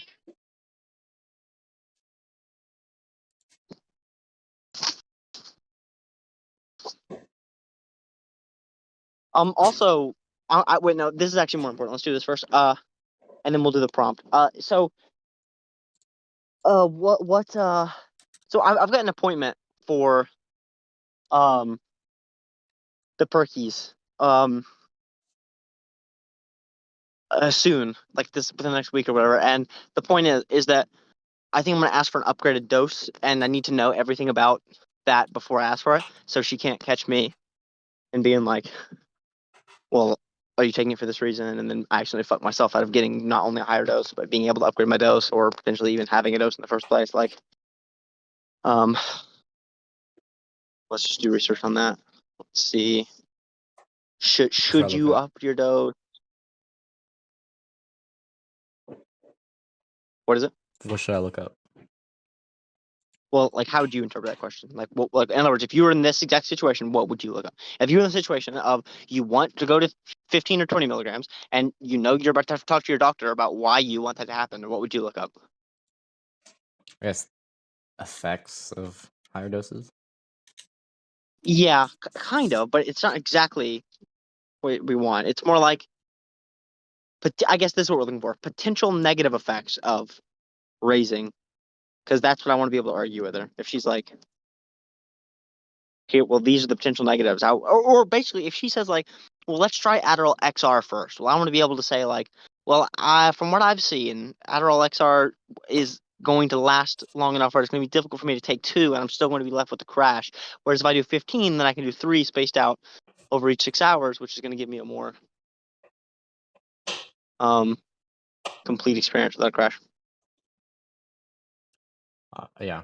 So I mean, I see there's a list of side effects of negatives of it. Wouldn't you just go over those as far as the potential downsides? Like, no, I'm probably not going to go Dude, psychotic. No, I don't care about irritability or dude, hyperactivity. no, Trevor, this is what I expect when I walk in. I expect to walk in and be like, I want 15 milligrams. And I expect her to go, well, I can do 20 or 30, but there is no 15. That's what I expect. I expect her to be like, well, we could try 40 next if you want, and then we can skip to 80 after that. Like literally, I don't think she gives a fuck. I don't think she cares at all. But I want to know what if she does care. I need to be prepared for that situation. I can't walk in like a retard. Yeah. Like, do you understand? I'm not trying to actually learn the downsides. Like, I already know the downsides of taking more. It's like, withdrawal's going to be worse. It's basically the downside. It's like either you don't need it and you're chasing the high, which I'm not doing. You're chasing the euphoria. I never even got euphoria from this drug. So I know I'm not chasing that. So I know I'm not. I know I'm not doing that, and I'm comfortable with the potential withdrawal increase. So now the question is just, if she tries to catch me in a trap question, what is the knowledge that I need to learn to be able to be smarter than her? Yeah. I'm looking up when to know when to up the dose. Yeah, that's a good question.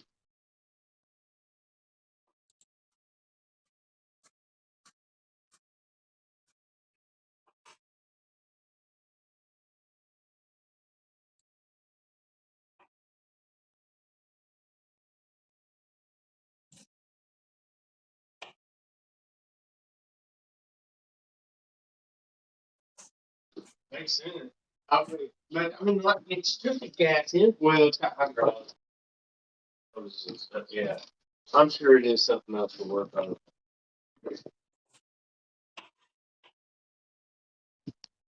There's potatoes in the oven. Yeah. But All right, it's here's just something something session. from the pumps and the hoses and the things and the connections. Can you hear me? Yeah. All right, it says you and your doctors will discuss whether the dosage is not giving enough therapeutic benefits, too many side effects, and over responding. So essentially all you're going to say is, no, I'm not experiencing too many negative side effects. No, it's not over responding, and it's not giving me enough of the therapeutic benefits because it's being reduced. So you need more.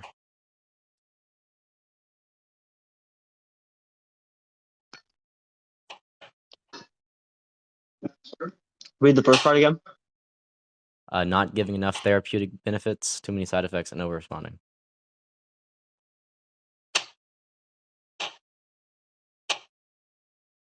So as far as she'll ask if there's any negatives, like, no, there's no negative side effects, and no, it's not over responding, but I don't think it's doing enough so I want more.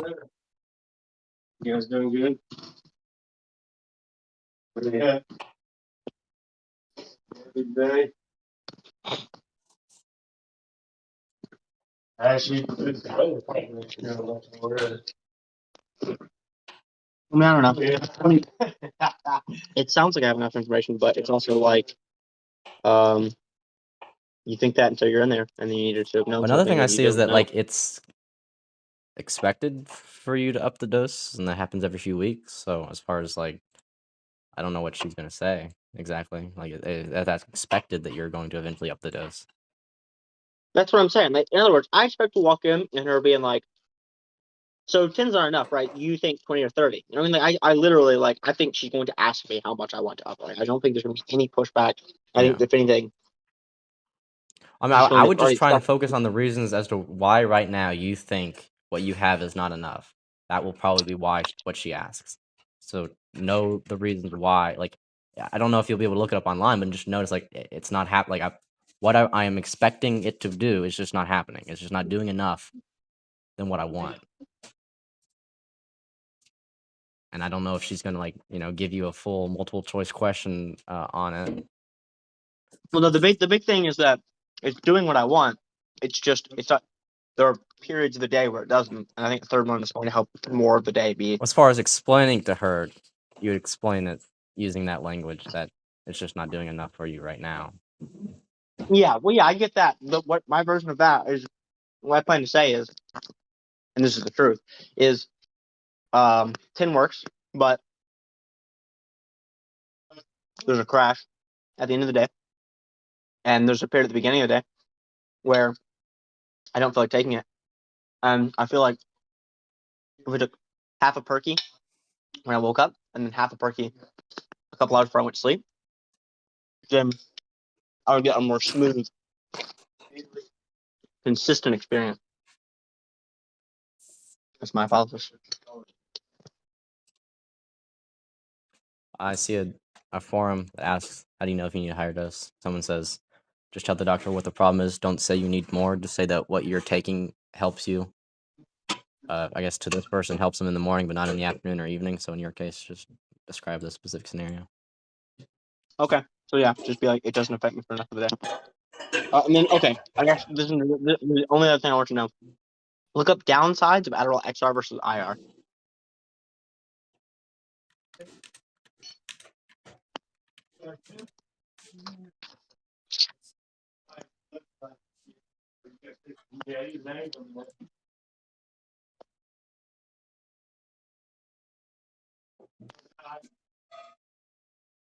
And XR and what are?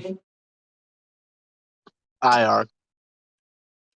It's instant release and extended release.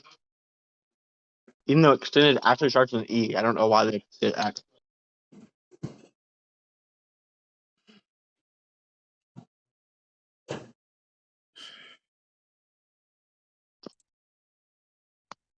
Snookies, really?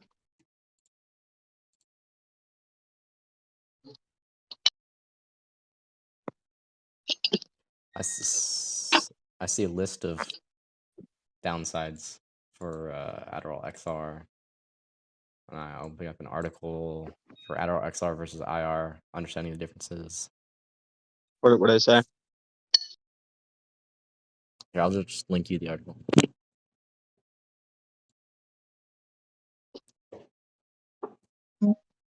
If you're reading it anyways, just tell me the important parts. Okay, it says short answer, Adderall IR immediate release has a shorter duration of action and requires multiple doses throughout the day, whereas Adderall XR lasts up to 12 hours and only needs to be taken once a day. XR may be preferred for longer lasting symptom control, while the other is more flexibility in dosing. No. I know. Downsides. Downsides of XR, insomnia, heart palpitations, should be taken in the morning, high potential for dependence abuse. Shouldn't do it if you have heart conditions. Initial doses of Adderall should be decreased if you have a severe kidney disease, psychiatric disorder. Okay. May increase seizure, palpitation, depression. Sounds like everything that you could think that a medicine could negatively possibly do, as they all say. It sounded like every single drug on the planet is like, well, it might give you psychosis and it might kill you, but you should probably take it. So if you want an excuse as to why you didn't want to take IR, what excuse would you go with? Because it sounds to me like maybe just say, from what I've heard online, more people seem to have negative reactions to XR. We'll probably just do it. Like, that probably doesn't have to be correct. I can just say, I've heard, from what I've seen, more people seem to have a negative reaction to XR. So I'd like to stick with IR and just. Well, I would maybe, because then maybe they say, well, because I'm a doctor, I know more than you, and I know that people do have a better experience, perhaps. So instead of that, you could say, because like IR is specifically the flexibility and the scheduling, and if you were talking about that as a benefit, if you need that, if you want to have the ability to do it 3 times in a day rather than do it once per day for 12 hours, perhaps that's not something you're interested in, and for that reason, you don't want it. Yeah. Okay. Yeah, I mean, yeah, it seems like that would probably be enough. Okay, and now, finally, do a ChatGPT back exercises for hypermobility.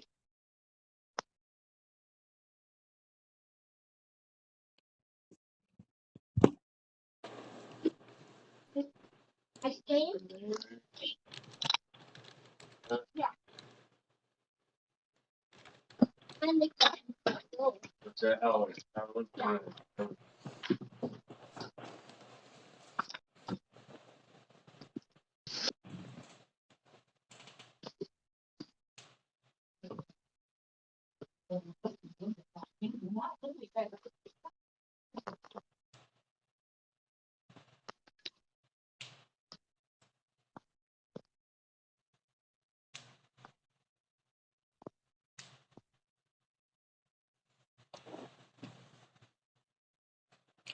All right, so I gave 5. Plank exercise, side plank exercise, squats, push-ups, and 90 lot stretch.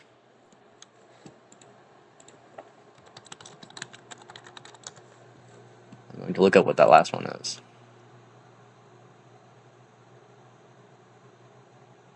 Oh, I did that one all the time.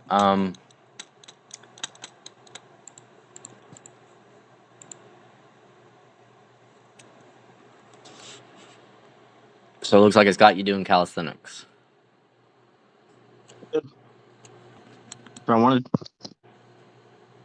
Oh yeah. Also, so as far as this back hypermobility goes, I like how it's literally verbatim what I explained to you. Do you remember the day we were at that restaurant? It was at night and it was raining, and I was like, "Feel my back. Do you feel this crunching? Do you feel Yeah. this?" And then I literally explained it as like whenever I turn too much, it's literally like there are 2 gears grinding against each other. Do you remember me literally explaining Yeah, that yeah. word for word? You're like, And there's that's a rock in literally there.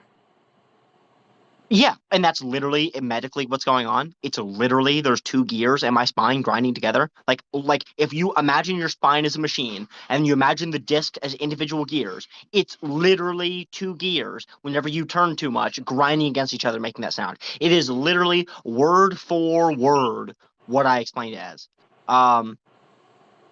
It's weird. And then also, isn't this crazy? Sam Hyde, Destiny, and my mother all in one day saying that the best way to fix back hypermobility is to strengthen your core. And now I find out after I finally get in with the doctor that like literally the exercises I'm doing are strengthening my core. So if I would have just listened to Sam Hyde and Destiny and their synchronicities, then Yeah. I would have been able to fix it months ago. Like that's weird. I remember you talking about that. That's funny. Yeah, isn't that crazy though that we now that synchronicity is retro confirmed? Like, isn't that a weird synchronicity now? Like, that's crazy. It's even weirder now. Yeah, and well, I Because mean, oh, go ahead. go ahead. I was just gonna say that literally the exercises my doctor told me to do at home today are literally core exercises. It literally is one where I lift up my right leg and left arm at the same time, and then left arm and right leg at the same time, and then planks for crunches or planks for abs. So it's literally core exercise. I mean, it's literally exactly what Sam Hyde said. Like it's insane. Yeah. Yeah. It just adds in squats, push-ups, and 90 lot stretch. 90 lot stretch is I didn't even know this was like a stretch that had a name for it. It's just like standing like with your back straight forwards and your legs upwards, and you're just like holding on to something. So I mean, that doesn't sound that bad. I'll explain it again. So you're essentially like you're standing upright, and then you're bending over to grab something.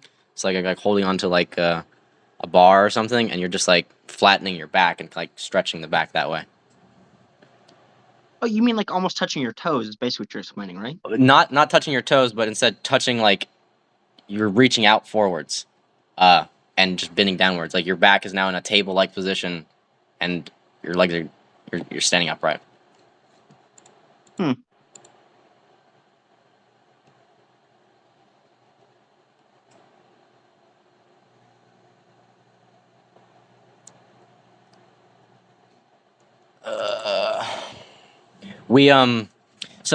We've got the last few weeks we've got some changes. We've built a workout area in the back of the house, on the side of the house, where like the garden area was. To the right of that, we put all the workout equipment all in one little area outside, and we're gonna build like a little covering over it so it's got shadow, and we got new weights and stuff. And we also just the other day got new kayaks. Our parents got us kayaks and got them a kayak as well, and we just went out kayaking the other day. So I want to be more active physically, as I know that that is objectively a way to improve frameworks, and yet my body will do everything it can not to, and I must fight that weakling. You betcha. You got to get back in combat sports too. Yeah.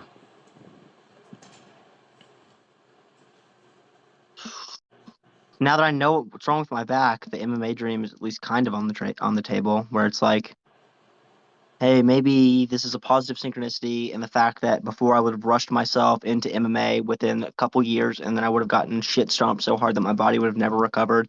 And now instead, maybe I'll just train until I'm 28, and then when my body's in its actual physical peak and I'm at my knowledge peak, then I make one straight run for the championship. Where it's like I just try and get my body as damaged as little as possible, and I try to use my peak skills and peak physicality to just finish people as quickly as possible without sustaining permanent damage.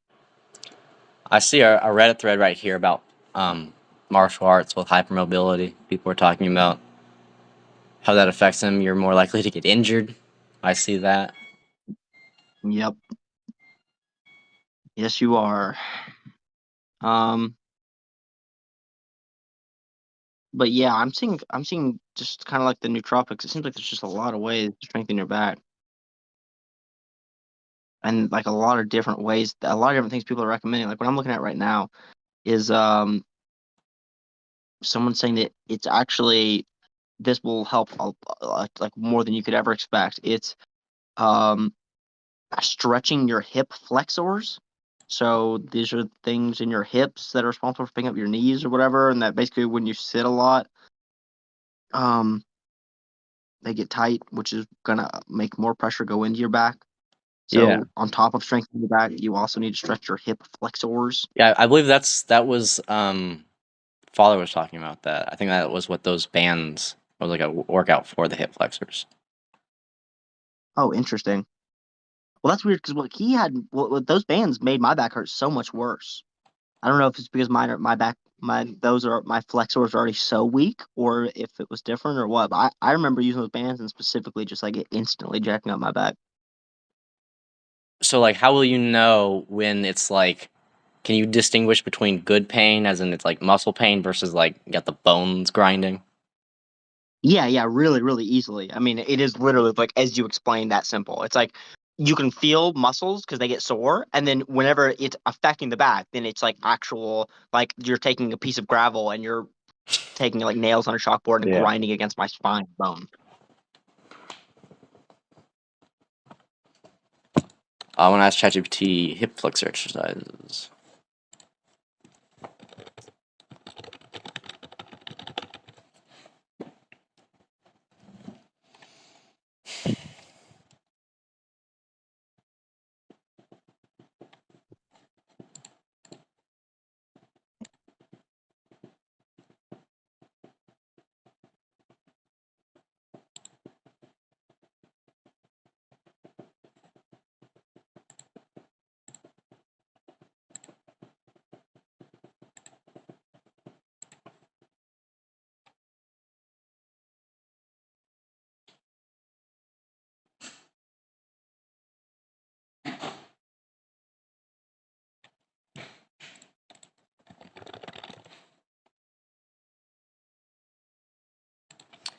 Interesting. I've never heard of this exercise. It recommends a groiner,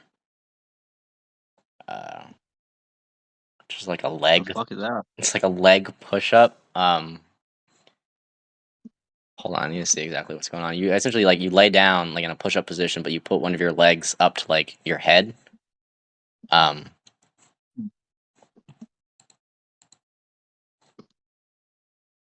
then you hold it. Oh, so it's like kind of like a stretch. In yoga, that's called lizard position.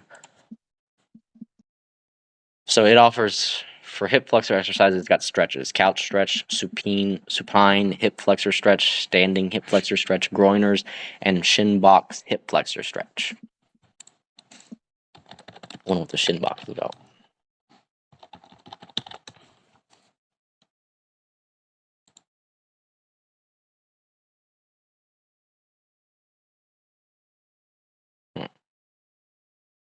Oh, I know this.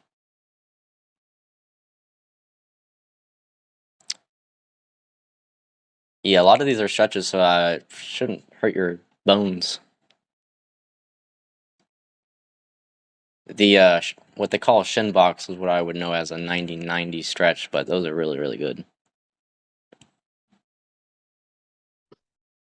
Send me a picture of that.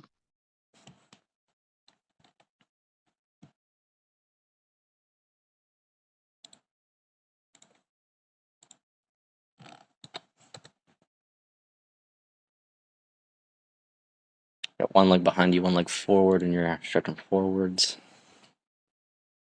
Creates two 90-degree angles in your legs.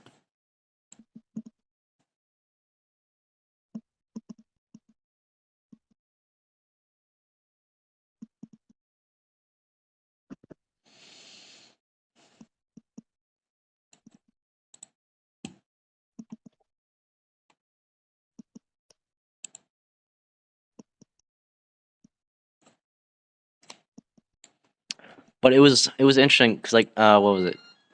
What do they call it? Yesterday, we were kayaking for 4 hours. So it was 4 hours of continuous physical activity, and it was exceptionally windy. So it was an extreme amount of effort to get across the water, and so just 4 hours of constant activity, it had such an astonishing effect on the mental state afterwards.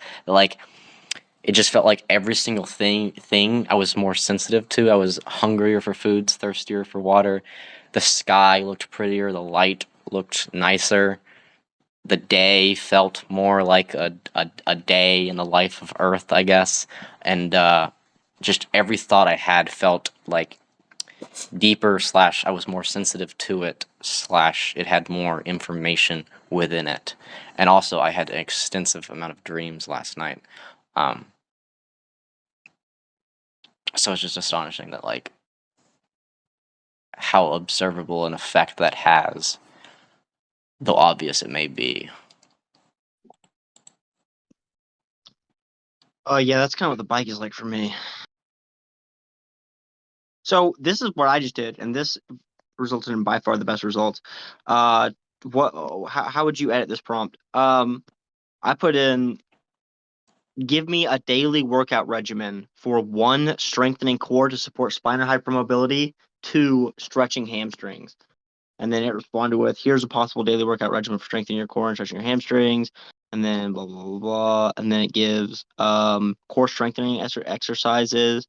And then the actual thing that it gives me is a 30-second rest in between each one, 90-second hold each exercise, aim for 3 to 5 rounds, 35 full circuits, right? And then each circuit is a plank, right? So you do it for 90, wait for 30, and then you hit a side plank, same thing, then a V-sit pose, same thing, then a bicycle crunch, same thing, and then bridge, same thing.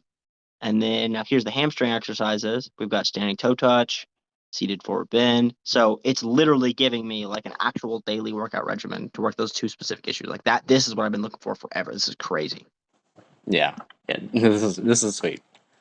Good thing it's not Okay, censoring us about it. So the next I said, give me. So this is what I just put in. I don't know what it says yet, but so think about like what are some prompts that you could think of like this. Next, I put, give me a daily yoga regimen for 1, strengthening core to support spinal hypermobility, and 2, stretching hamstrings. So now, hopefully, I'm gonna get a daily workout regimen and then also a daily yoga regimen. I can do those at the same time, and then this should start fixing my issues. Also, You I can could ask do my physician. What is it? you could do a weekly one, so you could have different exercises on different days. Yeah, that's what I was thinking with this, where it's like what I always wanted was an app where it would just give me a different set of workouts every week. And like the fact that I just realized you can just use ChatGPT for that, to where you can do every day. You could every day ask for like, give me a different or like give me a set of 5 workouts to do today to strengthen my arms. And then the next day give me a set of 5 workouts today to strengthen my leg. And then you could maybe even do 3 different ones a day if you want to. Like, you could do like crazy things like that, where like every single time you worked out, you're doing some other weird muscle group workout. Like that would be fun and Yeah. engaging. But so anyways, sadly it seems to have given me the same answers for yoga. The same stretches. Yeah, it seems to have given me, or like the same workouts. Like literally, like the yoga regimen it gave me is literally plank pose, side plank, boat pose, bridge pose. Oh, interesting. So, it actually is different, and it's calling them poses, and it didn't use some of them, but it literally just equated the workouts to yoga. So it literally just went, well, there's a plank workout, but then also there's the plank pose. Yeah. And then there's the side plank workout. Those are the side plank pose. So that's interesting. I wonder if there's a YouTube video that specifically about hypermobility yoga. You should look up. So, anyways, oh, that's so cool, Trevor. We could ask ChatGPT, what is the best workout for MMA? I bet it would know more than almost anyone else on the planet. Yeah, I'm gonna do it.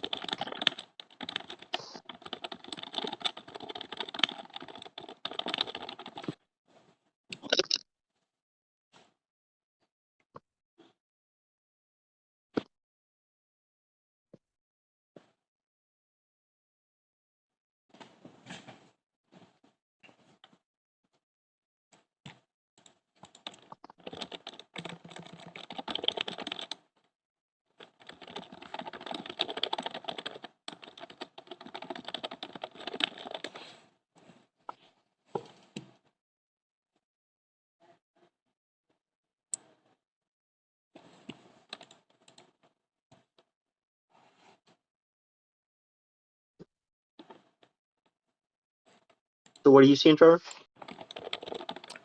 Something called the rolling uppercuts. What? That sounds like a fun one. I just asked it different calisthenic exercises for MMA. It tells me sprawl knees, rolling uppercuts, stationary bear crawls, plank elbows, and triple jump knee/kick.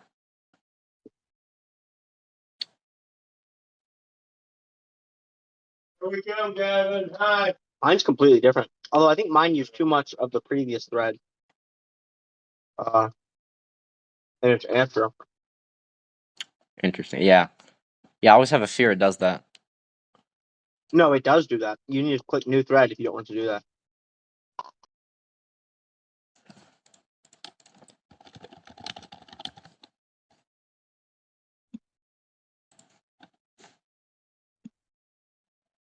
Because like mine literally brought up like the V pose, the boat pose, stuff like that. But Yeah, interesting. So these yours are got like pretty like grappling focused exercises.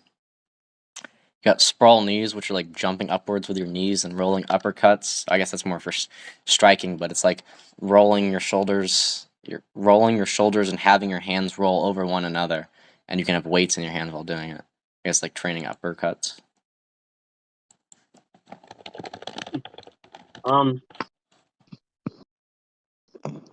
Interesting.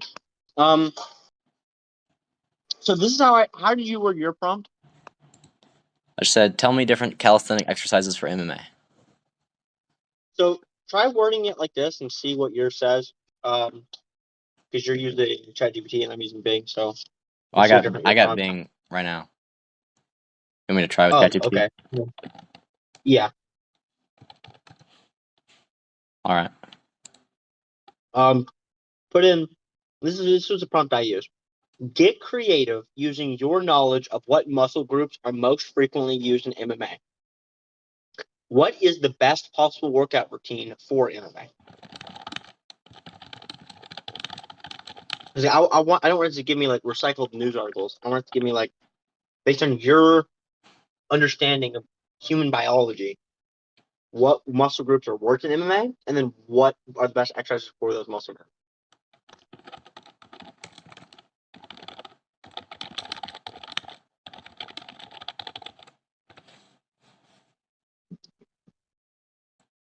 God, ChatGPT is so much faster than Bing AI. All right, so it says legs, squats, lunges, core, planks, Russian twists, back and rear deltoids, deadlifts, pull-ups, face pulls, chest and shoulders, bench press, and push-ups, arms, bicep curls, tricep dips, cardio endurance, running, cycling, high-intensity interval training, grip strength, farmer's walks, grip strengthening exercises. Yep. Plyometric training, which are box jumps, medicine ball slams, flexibility and mobility, yoga, stretching, foam rolling, MMA specific drills, heavy bag work, sparring, grappling, and wrestling. It did that all in like 3 seconds, where Bing AI is like would still be on the first paragraph.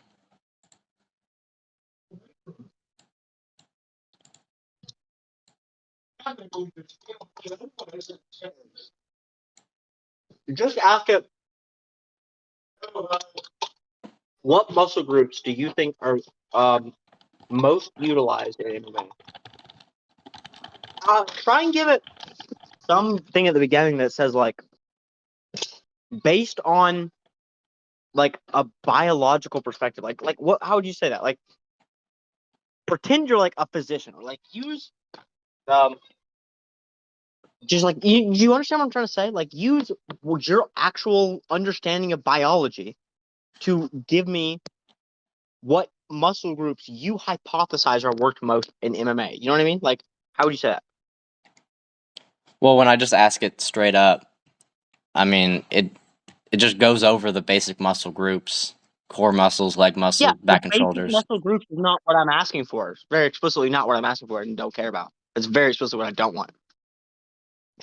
Yeah, but I mean they are the most worked. I mean that will be a fact. No.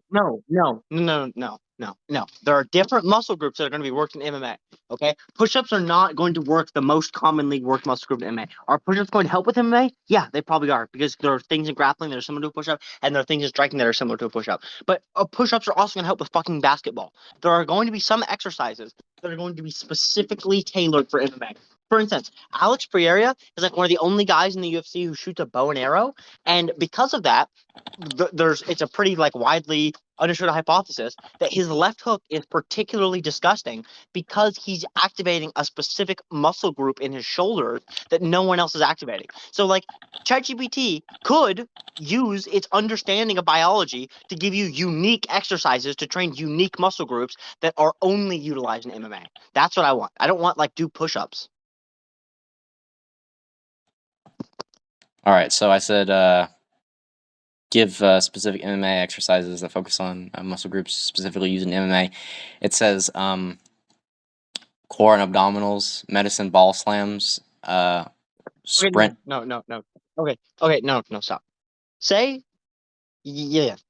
Make this the prompt. Something like using your understanding of biology, from the perspective of a physician. How do you want to say that? I don't know how to say this exactly, but like say something that indicates that from your understanding of how a human body works, what muscle groups do you think are using MMA? Not what exercises. Don't ask that. That's going to confuse it. That's going to make it go, push-ups, lift weights. Don't do that. Just say, what muscle groups do you think are specifically used in MMA and not other sports? Like from a physician's perspective, what muscle groups are used specifically in MMA? Do you see what I'm saying?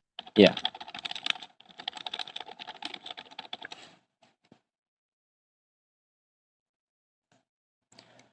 All right, so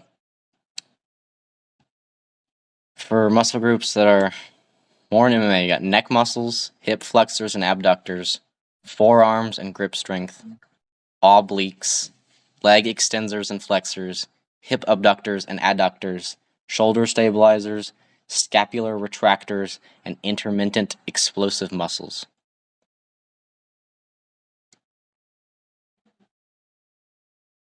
See, that's interesting. Okay, and now we can go through each one of those and then find exercises for our splinters or whatever the fuck you just said. So, the first one is interesting. Neck muscles. MMA athletes frequently use their neck muscles to resist chokes and maintain head control. It's like, yeah, you're not worrying about that in basketball.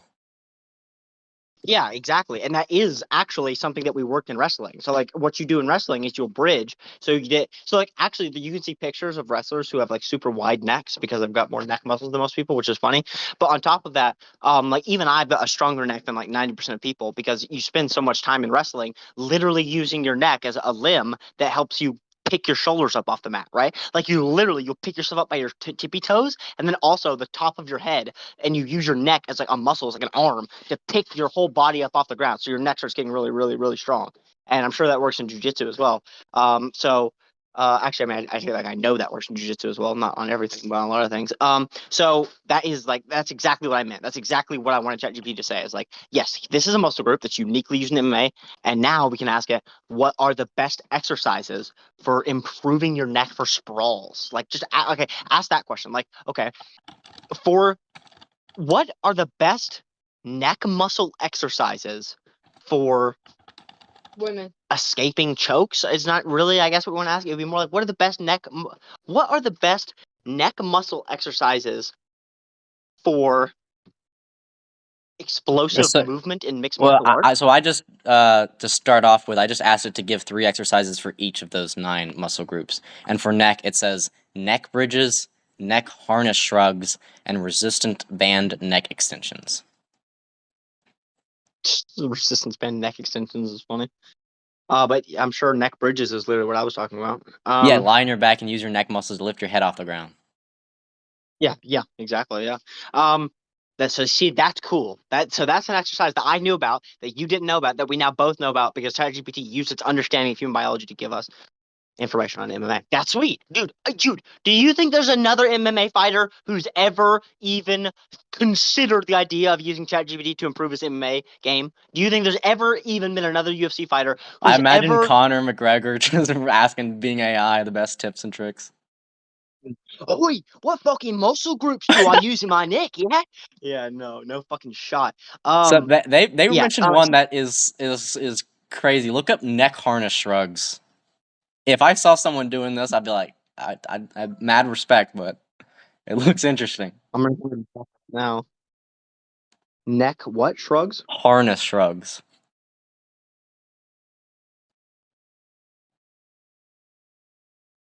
Jesus, yeah, I've seen this before. Yeah, yeah.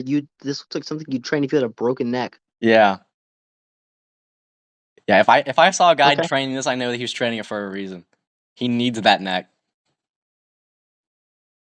Okay. Okay. So, um,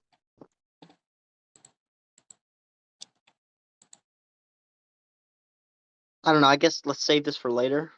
Ooh, this is interesting. For grip strength, it talks about towel pull-ups, hanging a towel over a pull-up bar and using it to pull yourself up. I've always heard about those. Sounds Oh, particularly that is nasty, interesting. but I Yeah. imagine it would make your forearms Yeah. quite nasty. Yeah. Okay. So yeah, I asked Bing.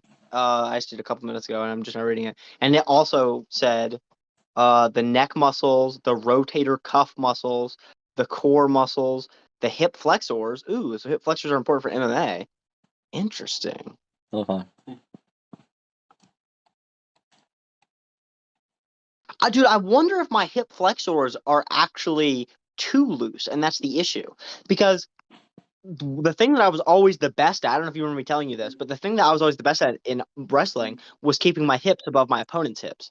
And I just had like unusual hip control. So like my sprawls were like just disgusting. Like no one else ever did I see with as good a sprawl as mine, even in better wrestlers than me, in Kentucky, because I just had like weird hip flexibility, weird hip control. I could be on the bottom and then just magically make my hips be on top of my opponent's hips, and then all of a sudden I'm on top and I don't even know what the fuck happened.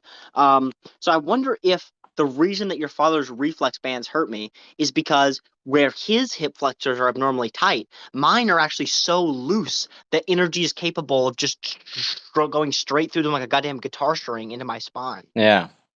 Yeah, I wonder, like, you should probably build up that slowly rather than take it too hard at first. Okay, well, let's just ask ChatGPT, can your hip flexors be too loose?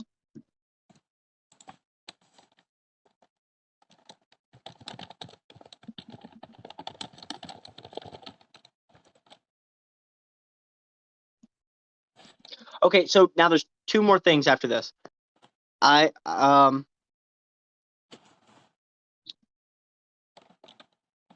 your hip flexors be, god damn you to hell. Flexors be too loose. Okay, so after this, schedule and then the prompt, the super prompt. Those are the last two things, schedule and super.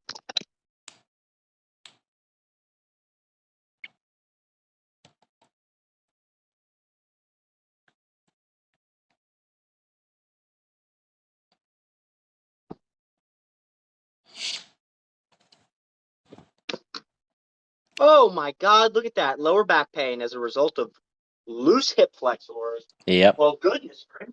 Sakes alive. I bet you $1 million fucking dollars that's what's going on. I've got hypermobile hip flexors. Because it literally says right here, loose hip flexors are also known as hip flexor laxity or hypermobility. So literally what I've got is I've got hip flexor hypermobility and spinal hypermobility, which means every single little fucking rock on the bike is just smashing my frail fucking body to pieces. My noodle body. But then also that noodle body is an advantage in MMA when it's not being crushed because it allows me to turn into mercury. Yeah. Okay, so think about a schedule. Ask ChatGPT any questions about a schedule you can think of, like probably just what's a rough outline, and then we'll give it our ideas. Think about that. I'm gonna go for 10 minutes maximum. I think 5. And I'll be right Schedule back. for exercise? No, just schedule. So literally just like in other words, I soon, real soon, I need to just go back to the old 2 hours of quantum mechanics, 2 hours of philosophy, 2 hours of religion, an hour of Ram Dass, Yeah. 1 hour of waste time, fucking 1 hour of meditation, or 30 minutes of meditation, or 5 minutes of meditation every hour, or you know what I mean? Like whatever shit, we need to get back on that schedule. It's time. It's time. Yeah, There's it no needs to more. happen. So, anyways, so think about that. I'm gonna also be writing down ideas, and I will be back at absolute maximum at 8:10 p.m. So by absolute maximum, be back by 8:10 p.m. All Okay, right. toodaloo, brother. See ya.